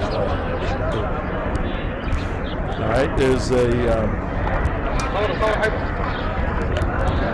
a very, very busy street in Iraq, and there's a little robotic arm. Wow. There's a little robotic arm, and it found an IED, and the IED is pictured now on the video. A Muslim, probably a Shia, because they're killing the Sunnis, or it could have been a Sunni killing a Shia. They hit it inside a book. Look at that. I Not a believe that book. was the U.S. Army put out there to kill Muslims. That is a Quran. You hear him? He's saying, "Look, why did somebody put this Quran in a bomb in a Quran?" Only kuffar could do such thing. But look at the Quran. Somebody cut the pages out and put a bomb inside the Quran. These I are wonder if they Muslims had a on. special burial for the pages that they cut out. This is Muslim. Why aren't these people? Why aren't Muslim? Here's the question: why aren't Muslims worldwide burning up mosques, killing each other, and going nuts because somebody desecrated a Quran in Iraq? Because it was a Muslim who did it. Therefore, there must be a Because good that whole, reason. yeah, it's the whole The whole thing is manufactured. completely. The whole outrage over cartoons, films. It's just a way to get more UN money and get people to do what you want them to do. Yeah, it's just a way to get people to submit. That's all. All right, now this article right here, Mark. If you can Don't come put to the camera on me. if you can come to my You, screen. you make radio show. I make the camera shot. You make radio. Is it Gazette or is it Gazette? You read and talk. I worry about camera. For the Viewing audience, for the listening audience, that was a universal symbol. yes, of peace. it was a thank you very much in sign language. I told you to take it off me. I am having trouble here. Okay. Let's take a minute. I want to for our audience, because people don't follow this stuff like we do. Like, Obama's going to Israel. Who cares? He goes and plays golf. He goes to Israel. What's the difference? Why is he going? Let's take a minute to think this through. Now, here's the United West TrentoVision Serious. Our serious, highly competent, highly qualified team, national security, Mideast expertise, counterterrorism expertise, Obama expertise. Whose idea was it? Obama bought into the idea, and when they sat in their room and came up with the core reason for going to Israel, what is the core reason for going to Israel? I think they decided that they were going to Israel after Netanyahu spoke at the UN. And he was getting a lot of traction from that, and I think they wanted to protect what was going on in Iran. And they saw an opportunity of weakness in any opposition that there would be based on winning the election. And they figured, if ever we're going to be riding high and we're going to be able to get away with something, now's going to be the time, before they get bogged down in administrative details and budgets and world crises and everything else. So I think that's where it started. Right. They figure strike while the iron is hot, get it out of the way, don't create a problem for the Democrats who are running in 2014 and 2016 by portraying your party as anti-Israeli. So let's just knock that out of the way. Yeah, we went to Israel. Yeah, of course, they're our special ally, et cetera, and then boom, we're done. And while we're there, if we can impose, get them to stop building some apartments, get them to stop being aggressive towards Iran, whatever it may be, then that's just a bonus for us. And if we can be seen as being a little bit heavy-handed with the Israelis, then that will help us in the Muslim world, which is always a good thing. So I think they and the Jews they can deal with. The Jews roll over on it anyway. Yeah. So I think they figured there wouldn't be a whole lot of opposition and discussion about why it was that he was doing what he was doing, and people would just say, "Oh, it's about time that he actually is going to Israel. Isn't that a nice thing?" Isn't that nice? Okay, and that they would be slick and get away with something. What they didn't count on was all the opposition to it, of people really looking at it here in the United States and there in Israel. Hold that. Sorry. So your thing is this is a nice freshening up the Obama-Israeli relations, doing like a spring cleaning on that, and but really laying the groundwork for 2016 Democrats winning by not being viewed as being anti-Jew. Yeah. Okay. What about land for peace? And he's going to force land for peace and that whole thing. Well, he's not in a position to do it. There's neither side going to accommodate him for it. And he's just going to have to let it go. All he needs to do is to be able to be seen as even-handed in his treatment of Israelis and Palestinians in terms of meetings with the leadership, etc., while he's there. So he's scheduled for 5.5 hours with Netanyahu, so he schedules 5.5 hours with Abbas. See, nobody got one thing that the other guy didn't get. Okay. All right, And, interesting. The Palestinians and the Israelis are equal. They're equal in their treatment, they're equal in their policies, they're equal in funding from everything. So, and their status as countries must be equal too. Their status, everything about them is equal because they both have the same economies, the same ideologies. They just believe in different religions.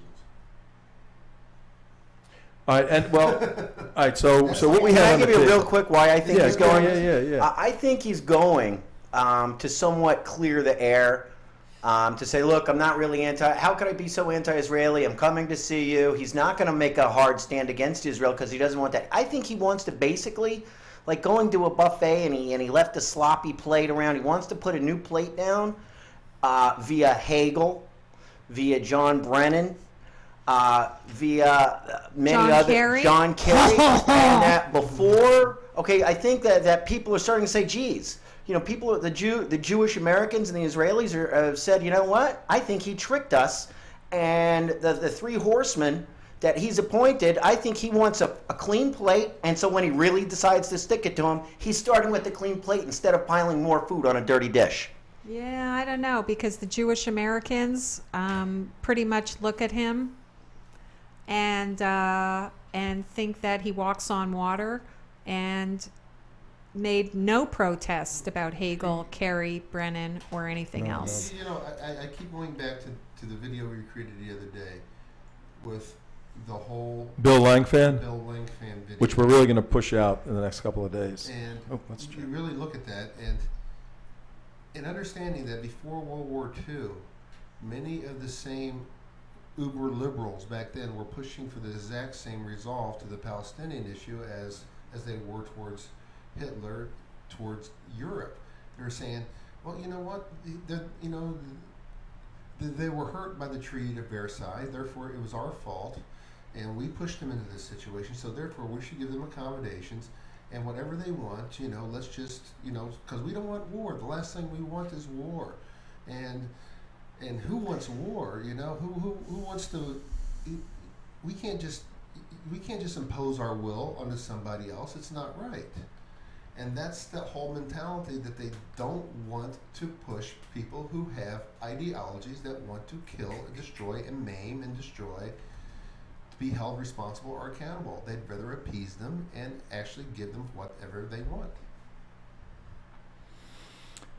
Well, do you think it's looking more and more? Originally, look, let's face it, Obama believes in the Palestinian cause as Yes. being a I mean, just that's his- cause. that's his okay, there essence. is no That's his- way. That's Rashid his. Khalidi. That That's his good is friend. his background. That is his core, and that plus when it comes to Muslims, they're not held responsible for their own behavior by anybody who isn't Muslim. Period. I mean, it's really as simple as that. So if there's a potential for rioting, then we must diffuse that. It's the same thing like in this country, okay? Let's say, like with the whole Rodney King thing, you know, with Watts, with Liberty City, whatever it is, all of a sudden everybody, oh, better be on guard, better watch what you do, watch what you say, or African Americans will be rioting in the streets, burning down their cities, and nobody questions whether a group of people who are in the United States are responsible for their actions and behavior. We have to be so sensitive about our legal system being just because there's the potential after O.J. Simpson was tried. Do you remember that? How many thousands of police did they have out in the streets just in case he was convicted? I was okay? there. Absolutely the same thing with the Muslims. Sure. And moreover is when you have no core values of your own, like many people do not in the liberal field, where they have no core foundational values of this is right, this is wrong, and this is what we believe in and stand for, because there is no core value to liberalism. It's just like airy-fairy, whatever the feeling is today. And when you don't have that, you're so easily pushed around by despots and dictators and thugs, because you are wrong all the time in these people's eyes. And with the Islamic issue, you have that they are masters. They are masters. They are trained from birth to blame and make you feel guilty. Except for in the case of the dictators, I think that it's not so much being pushed around. I think there's a serious attraction to it. Right. I think the ultra left, the ultra liberals are attracted to totalitarianism. Yeah, They're not concerned about being pushed. because they're wimps. They're not concerned about being pushed around by the Castros. they're attracted Yes. to the Castros. Well, they're attracted to power because It's a romantic ideology. they're attracted to powerful people because they have no core They're- power they're- inside themselves. Yep. And that way, when you have a Republican who should have a core values and stable political beliefs, but they have that emptiness inside, then they become rhinos. I mean, we've seen a lot of that. Even Marco Rubio seems to be floating all over the place now. But let me ask you this question. We only have a minute or two left in this session. Do you think which response do you think more resembles Bibi Netanyahu's status right now? Say, you say to me, you make believe your wife say, "Oh, Bibi, Barack is going to be here in a couple of days." Get say that.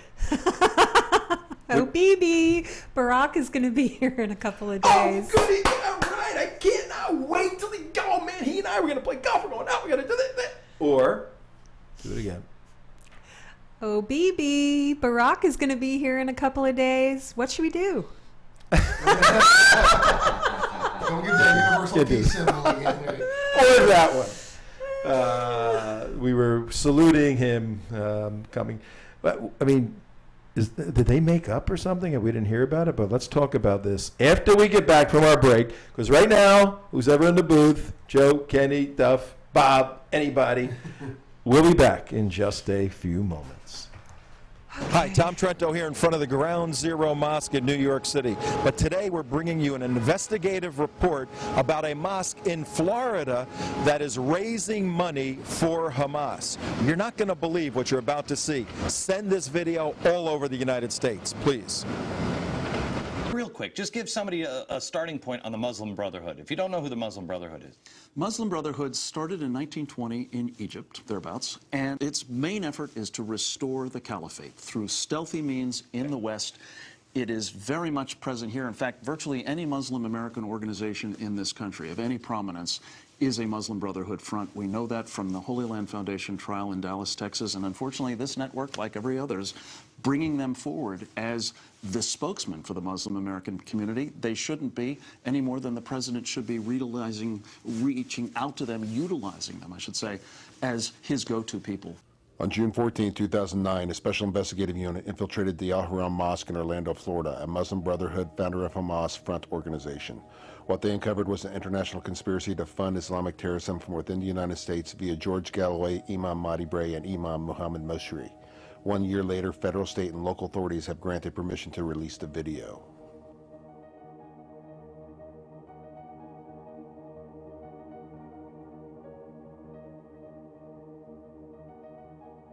North American Islamic Trust, NATE, has close ties, we know that, to several Islamic centers in the United States. One specific, Islamic Society of Central Florida, with the Imam bin Muhammad Moshri.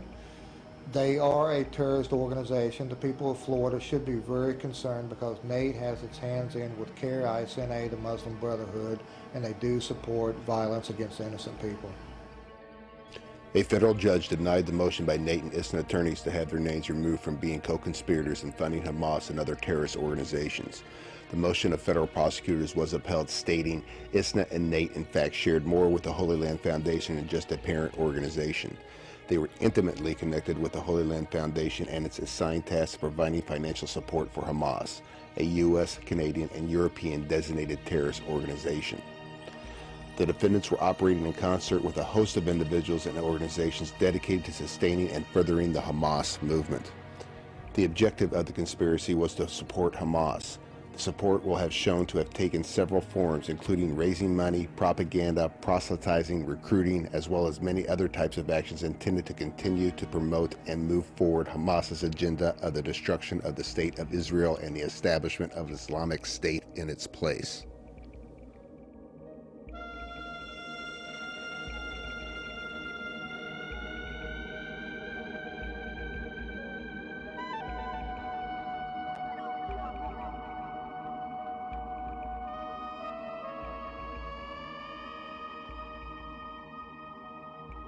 Been labeled by the media in New York to be a supporter of Hamas. Anybody support this Hamas here? Anybody is a supporter of Hamas here? Anybody is a supporter of Hamas here? We are all supporters of Hamas. Allahu Akbar. Anybody supports Hezbollah here? Anybody supports Hezbollah here? Takbir! Takbir!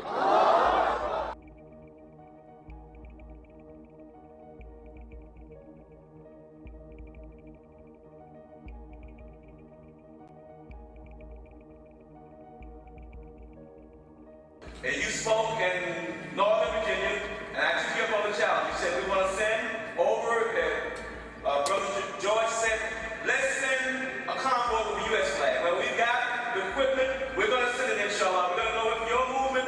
These are Palestinians shipping from here from Florida to New York, and from New York to Egypt, and from Egypt, we'll put it into Gaza, inshallah, God willing. You should have no ambiguity here. You have to make sure that you're really plain about what your mission is here. I came to raise money for this particular affair. Who will give, pledge, donate, raise, commit tonight for $10,000? Who will it be? Takbir! Takbir! Takbir! That's good. Alhamdulillah, we have two. One other person. Takbir! Hold your hand up, brother. Come right here, brothers. You yelling for every brothers. Move quickly. Move quickly. Yeah. If you write a check, your check should be made payable to MAS, M-A-S, Freedom. And also we're 501c3. The brother wanted me to let you know that your donation is tax deductible. Okay? Your donation is tax deductible. I'll say it one more time. Your donation is tax deductible.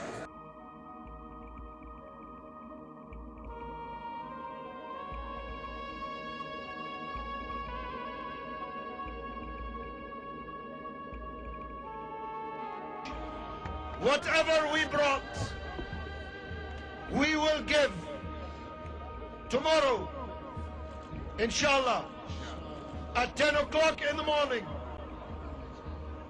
We will give all our vehicles, our keys, our aid, our money to Ismail Haniyeh, the elected Prime Minister of Palestine. I personally am about to break the sanctions on the elected government of Palestine. We're giving this money now to the government of Palestine. And if I could, I would give them 10 times, 100 times more.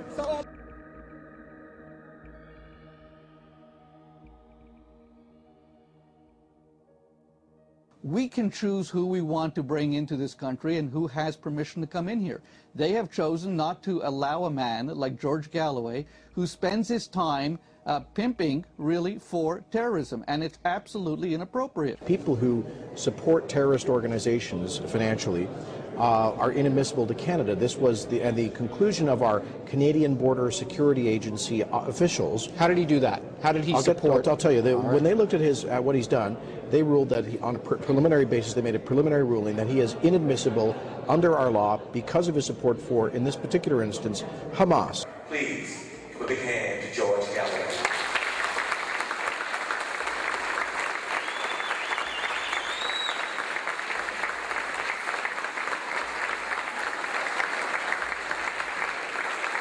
I believe that this is a turning point in the United States of America.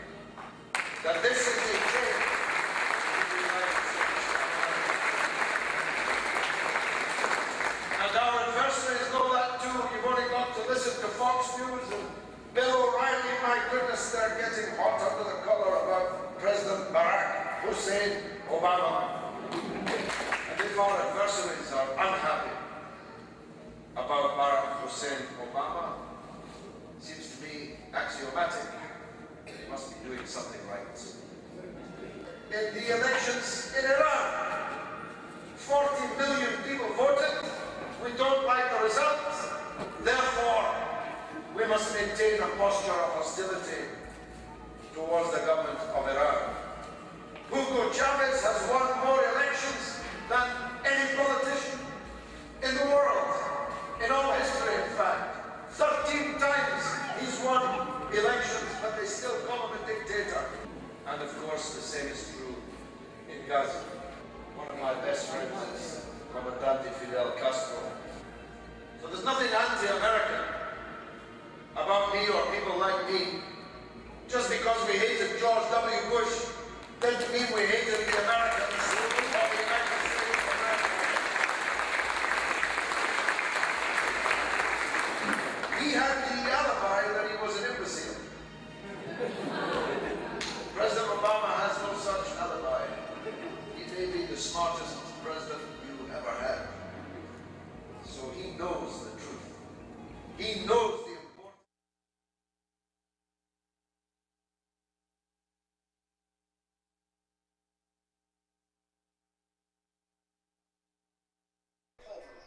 Sivaku Rama. Mics are live. James Oliver, Sivaku Ram. Sivaku Ramaran. Listen and watch every weekday from 3 to 6 p.m. on AM 1470 WNA and TrentoVision.tv. Now, let's get a peek at Tom's favorite world. Here's Tom Trent. Hey everybody, hi Tom Trento. Welcome back, TrentoVision. Just as the lead-in said, Duff, our good friend doing the voiceover. We're back at 6 minutes past 5 o'clock in the afternoon on the East Coast with CJ and Abdullah. Hello, Abdullah. Hello, Mr. Trento. And the disembodied voice. And, Yes, I am. and Invisible Mike. Hello, hello, hello. Everybody's here. Standing on the wall, keeping the zombies at bay, making sure the commie hordes do not overtake South Florida. But we do have an update. We do have an update on the University of Central Florida suicide and projected extended attack. Looks like the guy's name is James Oliver. Sounds very Irish. Very Irish. James Oliver, Sivaku Maran. Almost Indian sounding. Sivaku Maran. We do have a picture of him. We have he looks like an Indian. Let's see. And a campus attack. All right, we're checking this out right now, folks. There's the picture of James Oliver Sivaku Raman, Seeva, Siva, Ku Mar, Maran. James Oliver Sivaku Maran. Anybody know what nationality that is? I think that that may be Indian. We're all Americans now. We're all Americans. I know he qualified for free health care. Yeah, no, he looks like he could be an American, just an American kid. University of Central Florida committed suicide.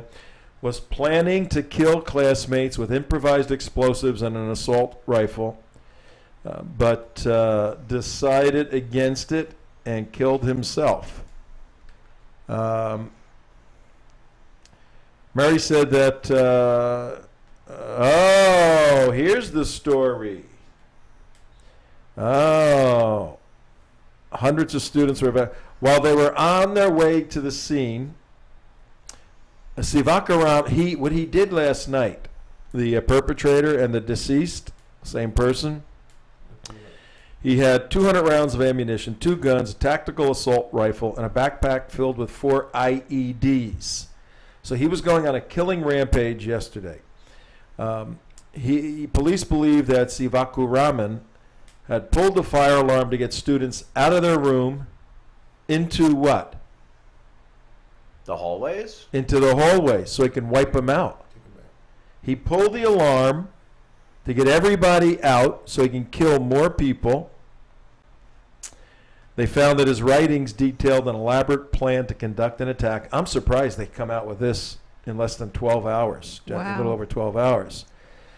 Hundreds of students were evacuated, and on their way to the scene, the fire department, 911, got a call about a man with a gun. So somebody spotted him with a gun. The caller was Sivaku Raman's roommate, who told police that he came into the room and his roommate, James Oliver Sivaku Raman, pointed a gun at him. So dig this. Sivaku I'm going to call him Jimmy, okay? No, don't call him Jimmy. Yeah, okay. Sivaku yeah, that may not be representative of his true heritage. I know, it's probably not. Yeah. Sivaku Raman. His plan was to take all his guns and his 4 IEDs. He pulled the fire alarm, got everybody in the hallway of this beautiful dormitory. He was going to start mowing them down and throwing the IEDs to kill as many as he possibly could. Now, this could be non-jihad stuff, just could be insane stuff that's been happening on campuses. But the way it happened so far, there's a picture of the beautiful dormitory in Orlando. The way it happened so far, he pulls the alarm, everybody runs in the hallway, 12:20 in the morning. You know, yeah, false alarm, everybody's thinking, you run out.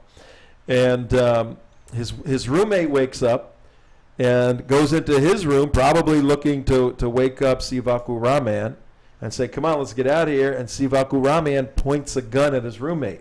Could have shot him, probably didn't want to because he had some relationship with him, probably. The roommate calls the cops and says, my roommate has a gun. So now the police are coming for a fire and for a live active shooter on campus. And then the story goes on here that the responding police broke into the room. They may have caught Sivaku Raman off guard. And guess what he did? And he killed himself before he could get exposed. Yep. He whacked himself before he could get caught and then have to go to jail and all that. And then have to get interrogated. Yep. So, man, that roommate of Sivaku Raman lucky man saved a lot of people too. And the police responding. I mean, this thing could have gone horribly, horribly bad. Anybody get a read yet on Sivaku? We don't even know if that's really his name. I mean, they released that name. That's probably his name. But unless it's like Sandy Hook, where they give us a wrong name, right name, and yeah. change the story 3-4 times. 6 different times, yeah.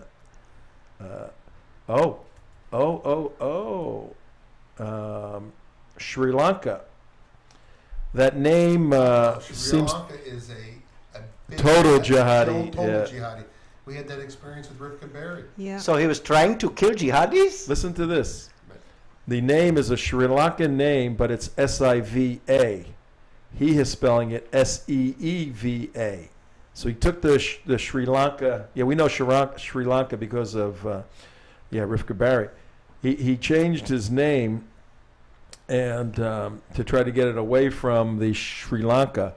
Now, the Sri Lanka also, if you're from Sri Lanka, we're piecing this very carefully. Well, not very carefully, folks.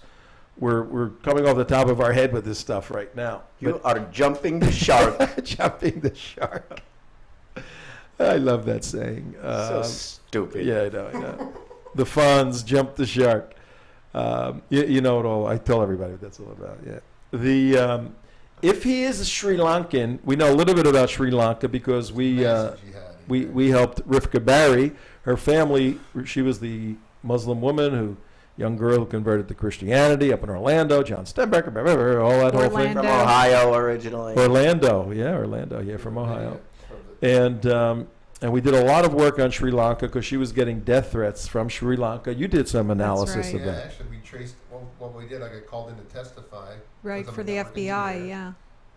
A Cisco network engineer, and they asked me to trace the IP down of what it was, and I showed them very detailed, very factually how the IP address and tracked it all the way down to a little cafe where it was actually sent out from, and it was an actual death threat that came to Rivka Berry out of a little cafe restaurant out of Sri Lanka. Not far from her hometown. Not far from her hometown, because they were saying that she must be killed.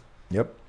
Now, apostate. And in doing, yes, for sure. Very definitely. We have a video here. here of Yeah. the latest video that just popped up. Okay, we'll play that. In doing research on Sri Lanka, it is a Muslim jihadi state, country. That's what it is. Very nice place. Now, we're not jumping the shark yet into saying that's who this guy is, but we're saying in terms of the investigation, you keep that theory wide open right now that this has some sort of Islamic component to it. Except for it's not a majority Muslim state. It's a non-Muslim state with a Muslim problem. What's that? Are you playing the video? Yeah, there's something. I got it. Never mind. There's something that popped up. On with the radio. Don't worry. Well, radio. I'm hearing something. I don't hear anything. Just turn your sound lower. No, it's all right. It's on. Here is the latest update for those of you in your automobile driving home at 5:15. Okay, we're going to have to quit it. But we will get it up for you. And let's go the other direction. Yeah, the majority are Buddhists, and then Hindus, and then Muslims. Well, it's got a very serious Muslim problem. Well, any country that has more than 10%. Then if you have 10%, you have problems. If you have 10%, you have problems. It's 2%. But it's really 2%. Once you get to 2%, that's like what we have in the United States. Yeah, but they would not consider offensive jihad until 10%. Here it's still the civilizational version. Right. Until they're in position for a more offensive version. You know a lot, Abdullah, in your other voice. That was not Abdullah. Yeah, Abdullah would never admit that. I know.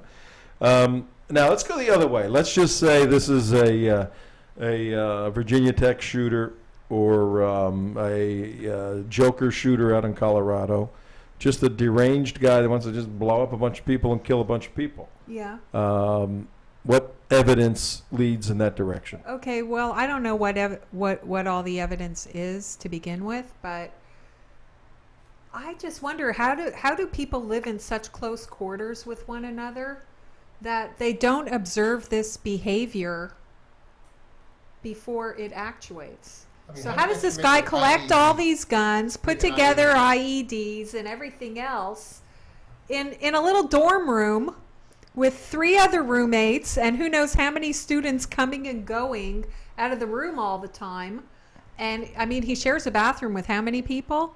He shares a common area with how many people? Yes. And nobody notices? You don't go from I zero mean, to good jihad grief. I like that. remember living in the dorm. I couldn't sneeze without somebody writing something on the bulletin board about Gidget sneezing. You have very funny sneezes. Mike, check the MSA, Muslim Student Association in University of Central Florida. They check the MSA and the CARE postings on Facebook right now in Central Florida and see how that's going. Well, check his name against the names there. I'm on their. I'm looking at their executive board, Muslim Student Association. They're MSAKnights.com. MSA Knights, KNIGHTS.com. Start looking for this name to see if he's been involved in anything here. You got the video? All right, we're going to play the video right now, which is the latest update from the authorities in Orlando at the University of Central Florida. Very serious breaking story, and let's roll it, take a look.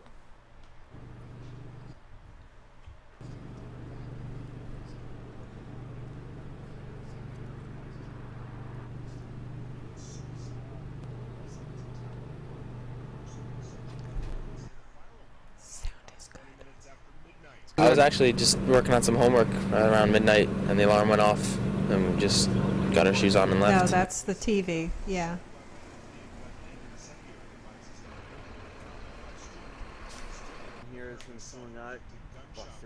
It's really scary to know that that happened, and it's unfortunate that he's probably going through something. I don't know. What the person said.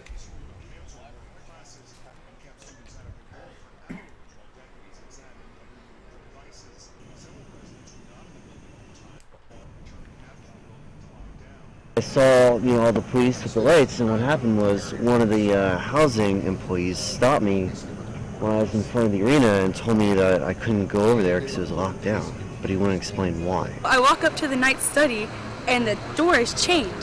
It's chained locked, and I'm like, okay, what's going on? And they're like, and you could see the people, everybody like huddled off to the side, and the guy was like, I'm sorry, I can't let you in.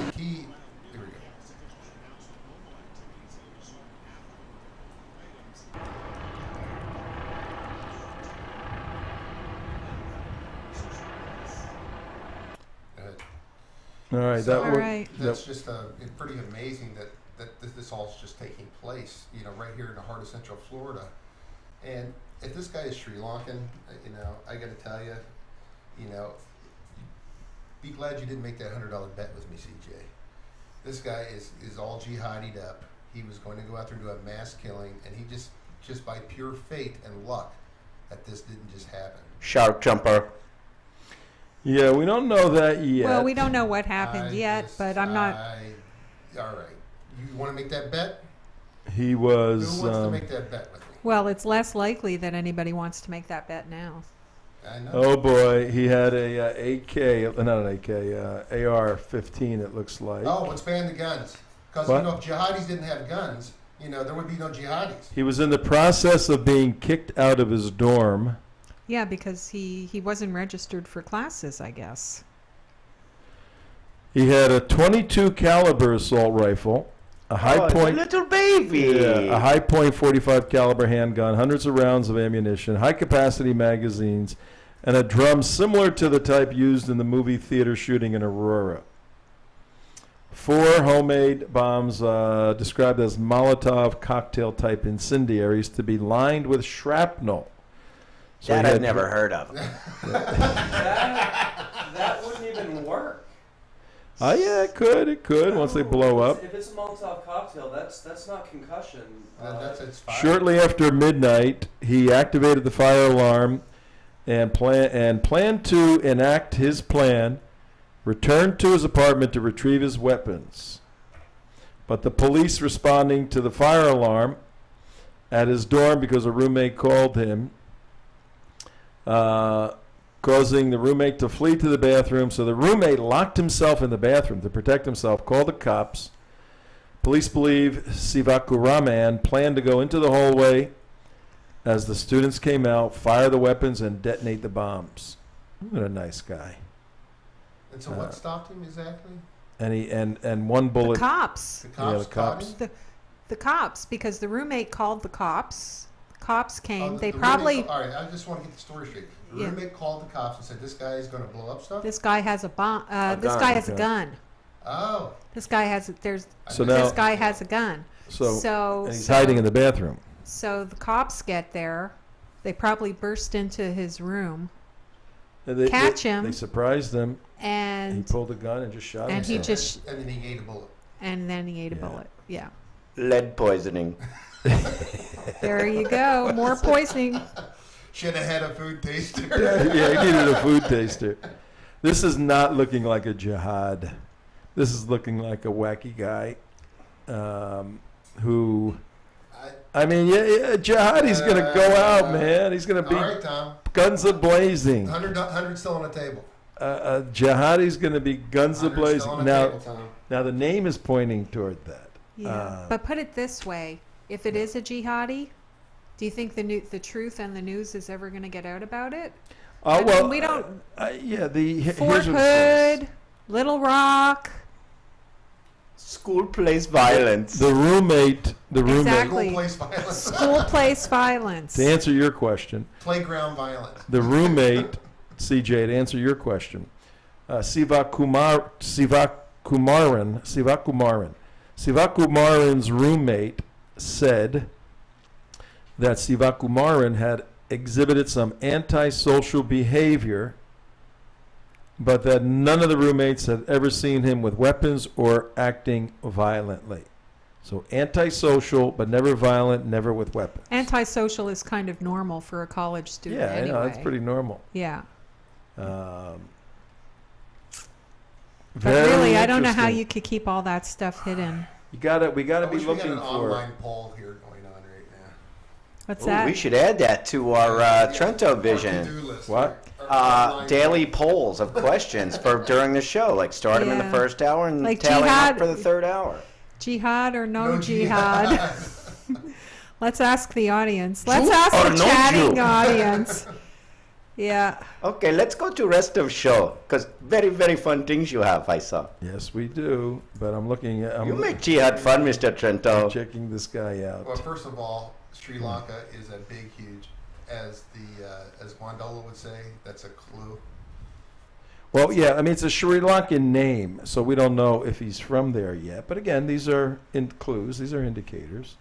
These are things to follow up on. I'd love to These are just things to dive into follow up. this. No, you don't have time to I know. satisfy We got your a show to intellectual go on. curiosity We got a right now. show to do. So let's just continue At with the show. 5:24. Okay, we'll continue Moving with right our show. along. We'll continue with our show. Was there something else you wanted to We talk got a about bunch today? of stuff to do now. All right. Yeah, 'cause we if had anybody breaking finds an news. update, Mike, if you find anything on him, let us know. I got so much stuff for you guys. Let's see. You know what I think we need to do?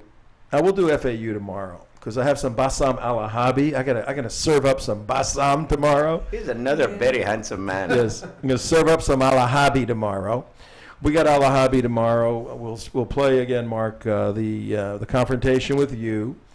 And then, ironically, he had a confrontation with you, Abdullah. How about Not that? with me, but with my alter ego. Your alter ego. He had a confrontation with him.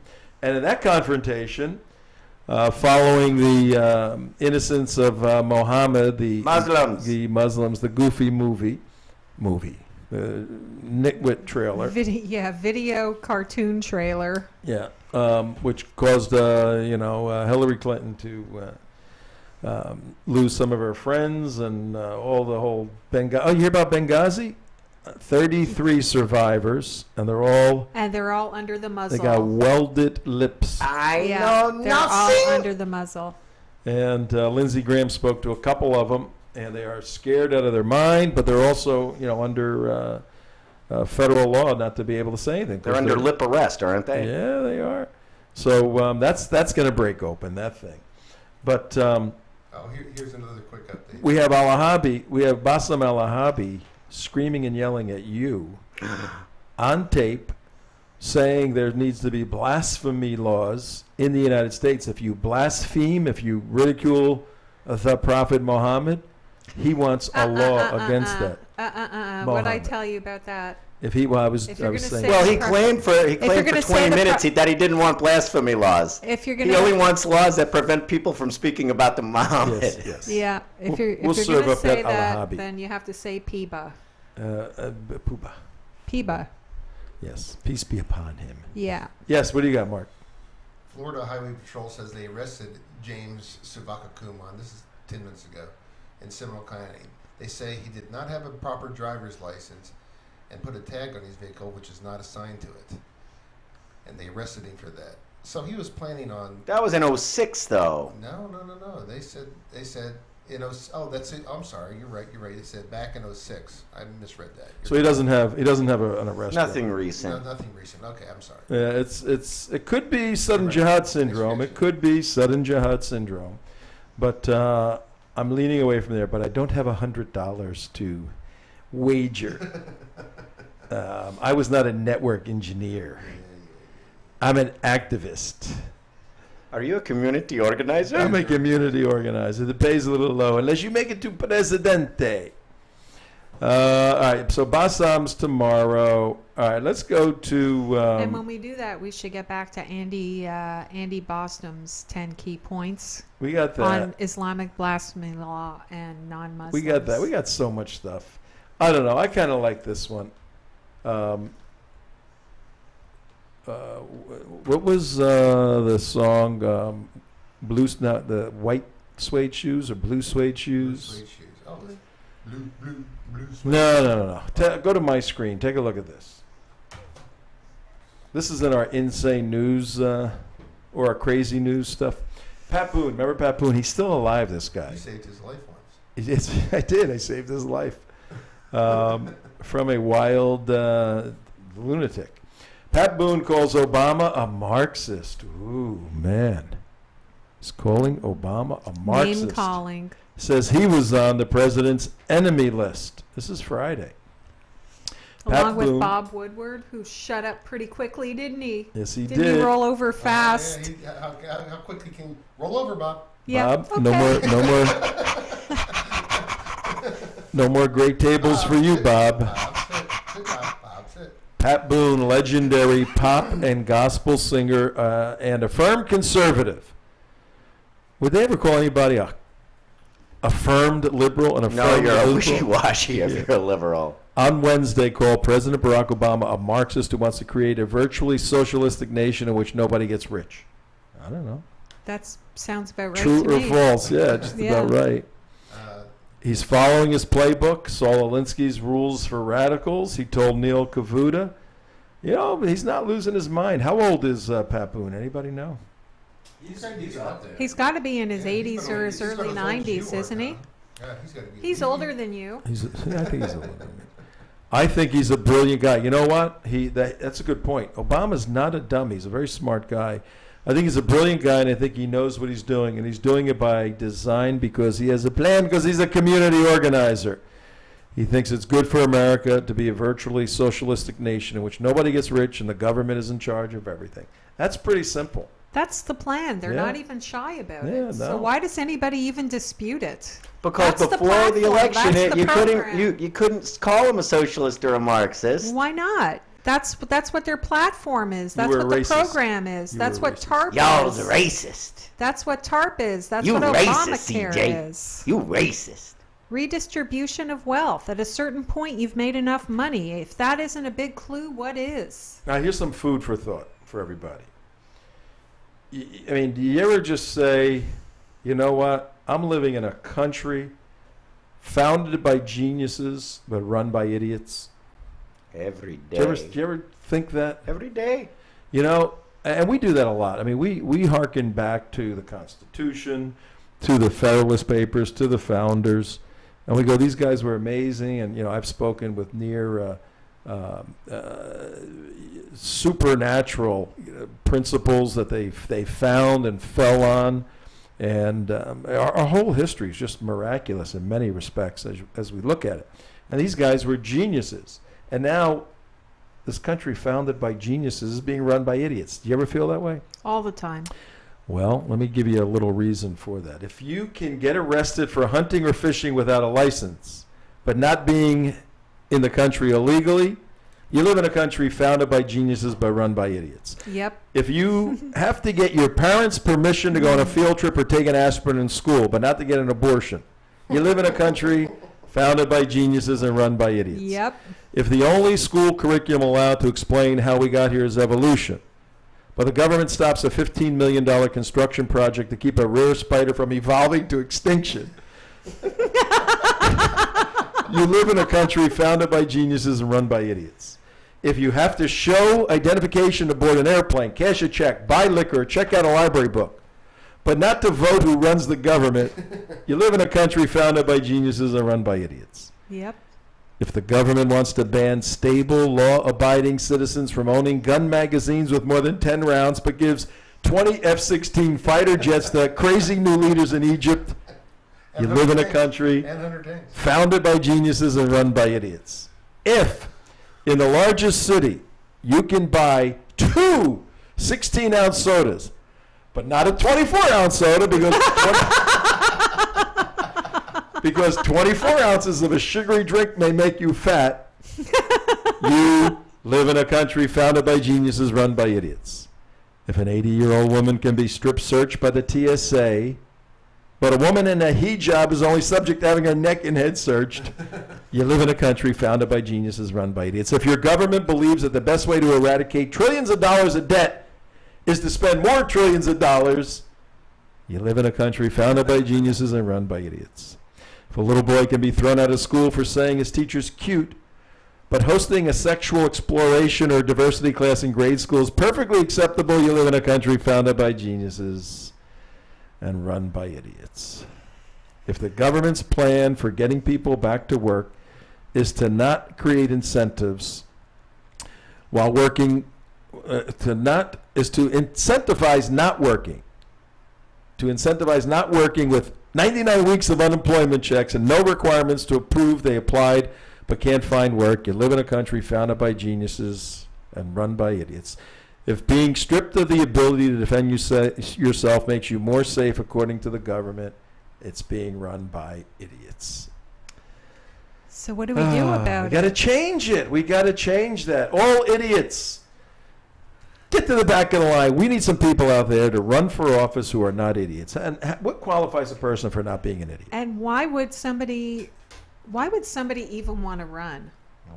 Let's put it that Right. way. I left the water. Because the And this- bribery pays so good once you are Yeah, elected. why would anybody who actually has principles and wants to do something good Out of your put mind. themselves through it and run? Have to raise hundreds of thousands or millions and millions of dollars, put themselves and their families and their friends through absolute hell, scrutiny, torture, just their lives picked apart for what? The bribery pays good, and then the lobbying jobs are very good afterwards. CG, I'm sorry, I drifted off there for a second. You were talking about us, or who were you talking about? I'm talking about people running for office. Oh, I thought you were talking about our You're show. talking about the I thought crew you were talking here. about our show. Yeah.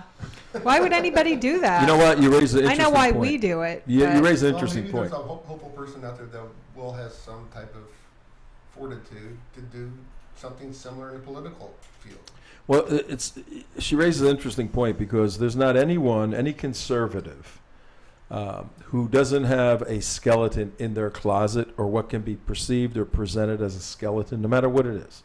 Right. Speeding ticket, you know, a drunk, not even drunk driving, but an arrest as a teenager somewhere. I mean, and for conservatives who try to live by principle, you made a mistake, you paid your dues, whatever it was, you got back up, life's fine. And life goes on, but those errors are mistakes, and to have all of that drawn out in public is not something you want to put your family through, not something you want to put friends through, and because it affects you, it's wrong, and you feel bad about it, and you don't want to have to go through all that and have that mess. But it's not just that. Wait, listen, Even if- listen, because okay. you have an ethical, a moral compass that says right and wrong, Mhm. and now you got to explain whatever it is. Conversely, on the other side, the Democrats with no moral compass, all of that crazy stuff is a badge of honor.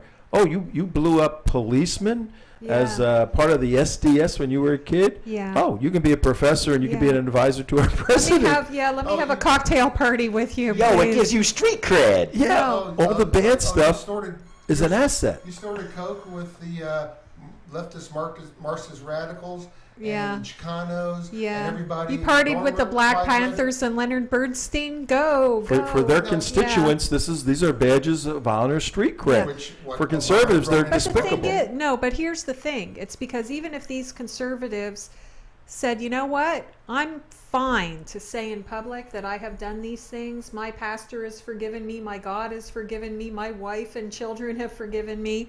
And we're all on the same page that we're going to go through with this anyway. But then the same media that gives a pass or laurels to the ones on the left who did the same thing or worse will absolutely, positively rip to shreds anybody who's on the right who did the same thing. But- It's okay to be on the left and be gay, but you can't be on the right and be gay. Because- it's okay to be black on the left, but you can't be black on the right. It's hypocritical. It's completely You can't- hypocritical is if what it you're- is. If you're Bill Yep. Clinton, you can have all the affairs and allegations of rape that you want, but Yo, you can't Billy be got some ass on the job, boy. But you can't be Herman Cain. Okay? double whammy because he's black too, you know. Double whammy. But no, that's but the reason they loathe also Alan West That because he's makes- a black conservative. I mean, there's Yep. no. Exactly. So I mean, that's we what the talk problem about- is. And that makes the pure good racism, that's people, what it is. that makes the people that aren't idiots, the people that are geniuses, go, what am I going to do that for? I'll run my business, I'll take care of my family, I'll leave them a little bit of wealth if I can, Yeah. and we'll kind of carve out our own way here through navigate through life. Yeah. But that's not going to fix the They'd problem. rather get successful through capitalism than through basically what comes with public office and all the trappings thereof. You know, Yeah. someone who's smart and conservative just says, screw it, You I'll know make what? my own money, Exactly. and I don't need this. Exactly. And it takes a real sacrifice for a true conservative to put away their life to go to public service, where you have the charlatans and community organizers who they've So how do never we- spent a so how day. do we get- rhinos. what happened to this? Am I back on? And so the how do rhinos. we? So how do we get people to run? Good people. How do we get good people to run? I don't know. And I mean at every level, school Well, I mean, board. the thing about it is you have to. I think you it's have to have easier at the moral local level. certitude. You have to have the moral certitude to go out there and do it. I mean, well, like you know, I'm not trying to pat ourselves on the back. What I'm trying to say is, to do stuff like this is hard. It is not easy. And you have to be willing to say, you know, I don't care what you think. I'm going to tell you the truth, That's the way right. I see it. If you like me, you like me. If you don't, you don't. Right. All right? If you like me, send money, and if you don't, go. That's fine. Change the channel. If you like me, vote for me. If you don't, don't. Okay, you're not going to. It's not going to affect my moral compass whatsoever. You know, and also we just to finish. Last thing I'll say is we've gone past the tipping point. Is that the liberals have promised so much free stuff that it's going to be almost impossible for a true conservative to win anything. We've hit the point on the seesaw to where we got to get another fat guy on our side, not Chris Christie. Point of no return. Yeah. The point of no return. No, it's a very interesting situation. It's a real dilemma for people to run, but we need good people out there for sure to break the cycle. Well, I think good people can run locally, and or the cycle will burn out. Good people running locally can really make the difference. I think nationally, forget it. It does have to start local. But city commissions, planning commissions, county commissions, school boards, things like that. Let me illustrate. I get him. Let me illustrate an astute, accomplished, very polished politician. If you can go to the next video here, short video I'd like to show everybody. And here's a politician. He's risen to the vice president of the United States, and you know you don't get there by being a schmuck. Take a look at our vice president. Yeah, you do. Take a look at our vice president. What's that? Take a look at our vice president at a recent. What happened? Yeah. Take a look at our vice president, Joe Night. Yeah. Take a look at our vice president recently, as he's on the edge of his chair trying to capture every word that our president is saying. And this is the kind of leadership. Video offers a rich and engaging way to connect with your audience and grow your business. And now, with... It says that 10 years from now, if you're a 65-year-old who's eligible for Medicare, Here's Joe you should Biden. have to pay nearly $6,400 more than you would today. It says it's like guaranteed fast healthcare, you will asleep, get folks. a voucher. Fast asleep, as Barack Obama. If that voucher isn't worth watch him enough wake to up. buy Watch. the insurance that's available in the open marketplace, well, tough luck. You're on your own. There you go, Joe. All right. Yeah, it simply it ends Medicare as we know. These are some long meetings. You know what the problem is? He needs a nap. He's old like me. We take naps. He does need a nap. But Joe Biden was out cold, sitting up. He woke up for a second, and it happens to the best of us. I mean, I've been in places. I've seen you sleep at the desk here. I've been in places and just like, yeah, you can't stay awake. But that's from working very hard, not from playing golf and partying all night in the Situation Room. But when you see the vice president, if you're the vice president of the United States of America, you can't fall asleep on national television. Well, you know It's what? that He's simple. just used to it because he was a senator for, 30 years or That's something right. like that. So From that's the what they booming do. state of whatever, Delaware. 42 people there at Yeah. last count. Okay. How about this one? Let's lose weight with the Jews. The Muslim Brotherhood has a new plan. Get their women to corral up the fat Jewish women, and everybody will lose weight together, and then peace will break out all over the world. Take a look at this article. This is pretty Is that a true thing? Is that happening? Is this in true or false? True or false? Is that happening in Boca Raton? Is it coexist and Zumba at the same time? Jewish and Muslim women bonding over dieting. Oh, it's not overseas. It's here. It's here. Brookline, Massachusetts. Interfaith, multiculturalism. Okay, I said Boca, Brookline, whatever. Pretty close. There's a nice mosque up there in Roxbury. Yeah, Roxbury. I've been to Roxbury. Yes, you have. Is this mine here? Last 1,000 years, all it takes the South Oh, and sure, East it's to okay. pull them together. What's that? Jewish and Muslim women bonding over dieting. They basically have said the name of the organization is Slim Peace, a nonprofit organization that brings Israeli and Palestinian women together around the universal theme of weight loss support. Because all Jewish or all Muslim wouldn't work? Or just because anybody who's fat can go to Weight Watchers? I mean, what do you need to have a special religious group for that for? Yael Lutquat, a documentary filmmaker, founded the first group during the second Palestinian uprising and found that women were struggling with their weight as a tool for Israeli and Palestinian connection. Oh my gosh. Okay. Bonding over baklava. Yeah, they were hungry. We're talking about fiber, dietary, water intake, and about our religion too.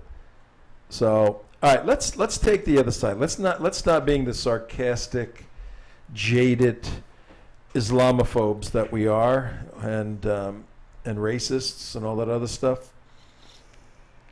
Don't you? I mean, tell me something good about this. Isn't there anything good about two people getting together over a common interest? Yeah. So is this good or bad? Would you recommend if you had a fat Jewish sister who was just like, busting out at the seams, and you knew some fat Muslim women also busting out at the seams, would you want to get the two of them together to discuss politics and lose weight? You think that'd be a good idea? They should have coleslaw wrestling. I think they've hummus wrestling. Yeah, I think they've discovered a dawa opportunity. Yeah, there's. And women are very vulnerable when they're trying to lose weight, so they figured that's a good in. I think it's really slick and dangerous. Oh, that's a very good point. Yeah. Women are vulnerable, and Jewish women. My experience with Jewish women. Yes, just having had one yourself. Yes. They, having had 50 of them in my life, they're always worrying about whatever it is. Oh, my hair, my face, my this, my that. Oh, this, oh, that. Oh, it's not enough. Oh, I can't do this. Oh, do you think my ass looks big in these pants? No. Did I tell you that bumper sticker I saw? No. Oh, I saw a bumper sticker on a pickup truck, and it's got, on one side, it's got a picture of Obama looking all imperial. On the other side, it's got the Obama logo, the commie one, the one that looks like the Pepsi. Right. And underneath it says, "Does this truck make my ass look big?" Yeah, all of that stuff. Our experience with Muslim women. And we've confronted many Muslim women through the years, and not only the leaders, but the wives of the leaders. You have the leading women, and then you got the Muslim jihadi men. Mm-hmm. We've spoken to the wives where we could until the handlers come and shut it down. They shut it down real fast. But the ones we deal with, and they're usually at a academic or some professional but they're wearing deal. all that loose cover myself up clothing anyway. So what does it matter what they weigh underneath? But I mean, they're ideologues. They're not. Losing weight and all that is like a secondary concern in their life. They're ideologues. They hate Jewish people. They want their land back, and they're doing what they can. Like you're saying, women are the most strident supporters of jihadism throughout the world. Now, so we'd have to find an anomaly We like here. to sit and talk about how we don't like bacon. Neither of us. Well, see, there is common ground. But on that common ground, is there a common objective? Is there a common purpose for being together? Is one running a scam on the other? Or are there possibly Palestinian women who don't buy into the ideological stuff and just want to kind of bond with their Abrahamic sister and lose weight together? Based on the picture, they are still ideologues. Based on the picture of them, they've not secularized. That's a very good point. Now they're hijabbed up. Yeah, that's true. Look at the women's dress. If they're Sharia compliant, then what are they doing? If you look at the women's dress, that'll tell you almost 99% of the time what their idea is of Islam and jihadism and Yeah. Jews and everything else. Yeah. So like you said, if they're I wearing say tight they're jeans up and a to no tube good. top under their burqa, I say is a they're little up to no different than a good. full-on adherent. I So- say they're up to no good. So they are doing a debrief with her husband after every one of these meetings. What is she doing? What's her husband's name? What kind of business does he have? How many kids do they have? They are mapping the Jewish community. All right, well, Yeah. let me ask you this, okay? Let's We're say- so jaded. Let's say a Is guy- Islamophobic bastard. Let's say a guy goes into a workout room with Jewish counterparts with Nazi swastikas all over his body. Wouldn't that oh, what's this guy up to? What And kind of then- outreach is this about? Yeah, what's this outreach all about? Yeah. What's this guy up to? And you wouldn't be looking at the Jewish guy, you'd be looking at the guy with the swastikas all over and going, what the hell is he up to? Well, she said my ass didn't look as big in a burqa. Yeah. So. Okay, so we conclude that It's dawa. it's dawa. Dawa, ladies and gentlemen, is simply Muslim evangelism. Proselytizing, as you would It's a say. proselytizing. It's a campaign for the Islamic Ummah, the community, the Islamic center. That means everybody in there, men, women, and children, and whoever's in the booth back at NN. We're going to be ending in about a minute because we got to blow out of Dodge a little early I was today. hoping we could get to the injustice of my friend in No, Illinois. I'm looking at the clock, and terrible we treatment can do for that my tomorrow. mom. We can do that tomorrow because we do want to do that. But thank you for being with us today. The Dawa, D-A''WA,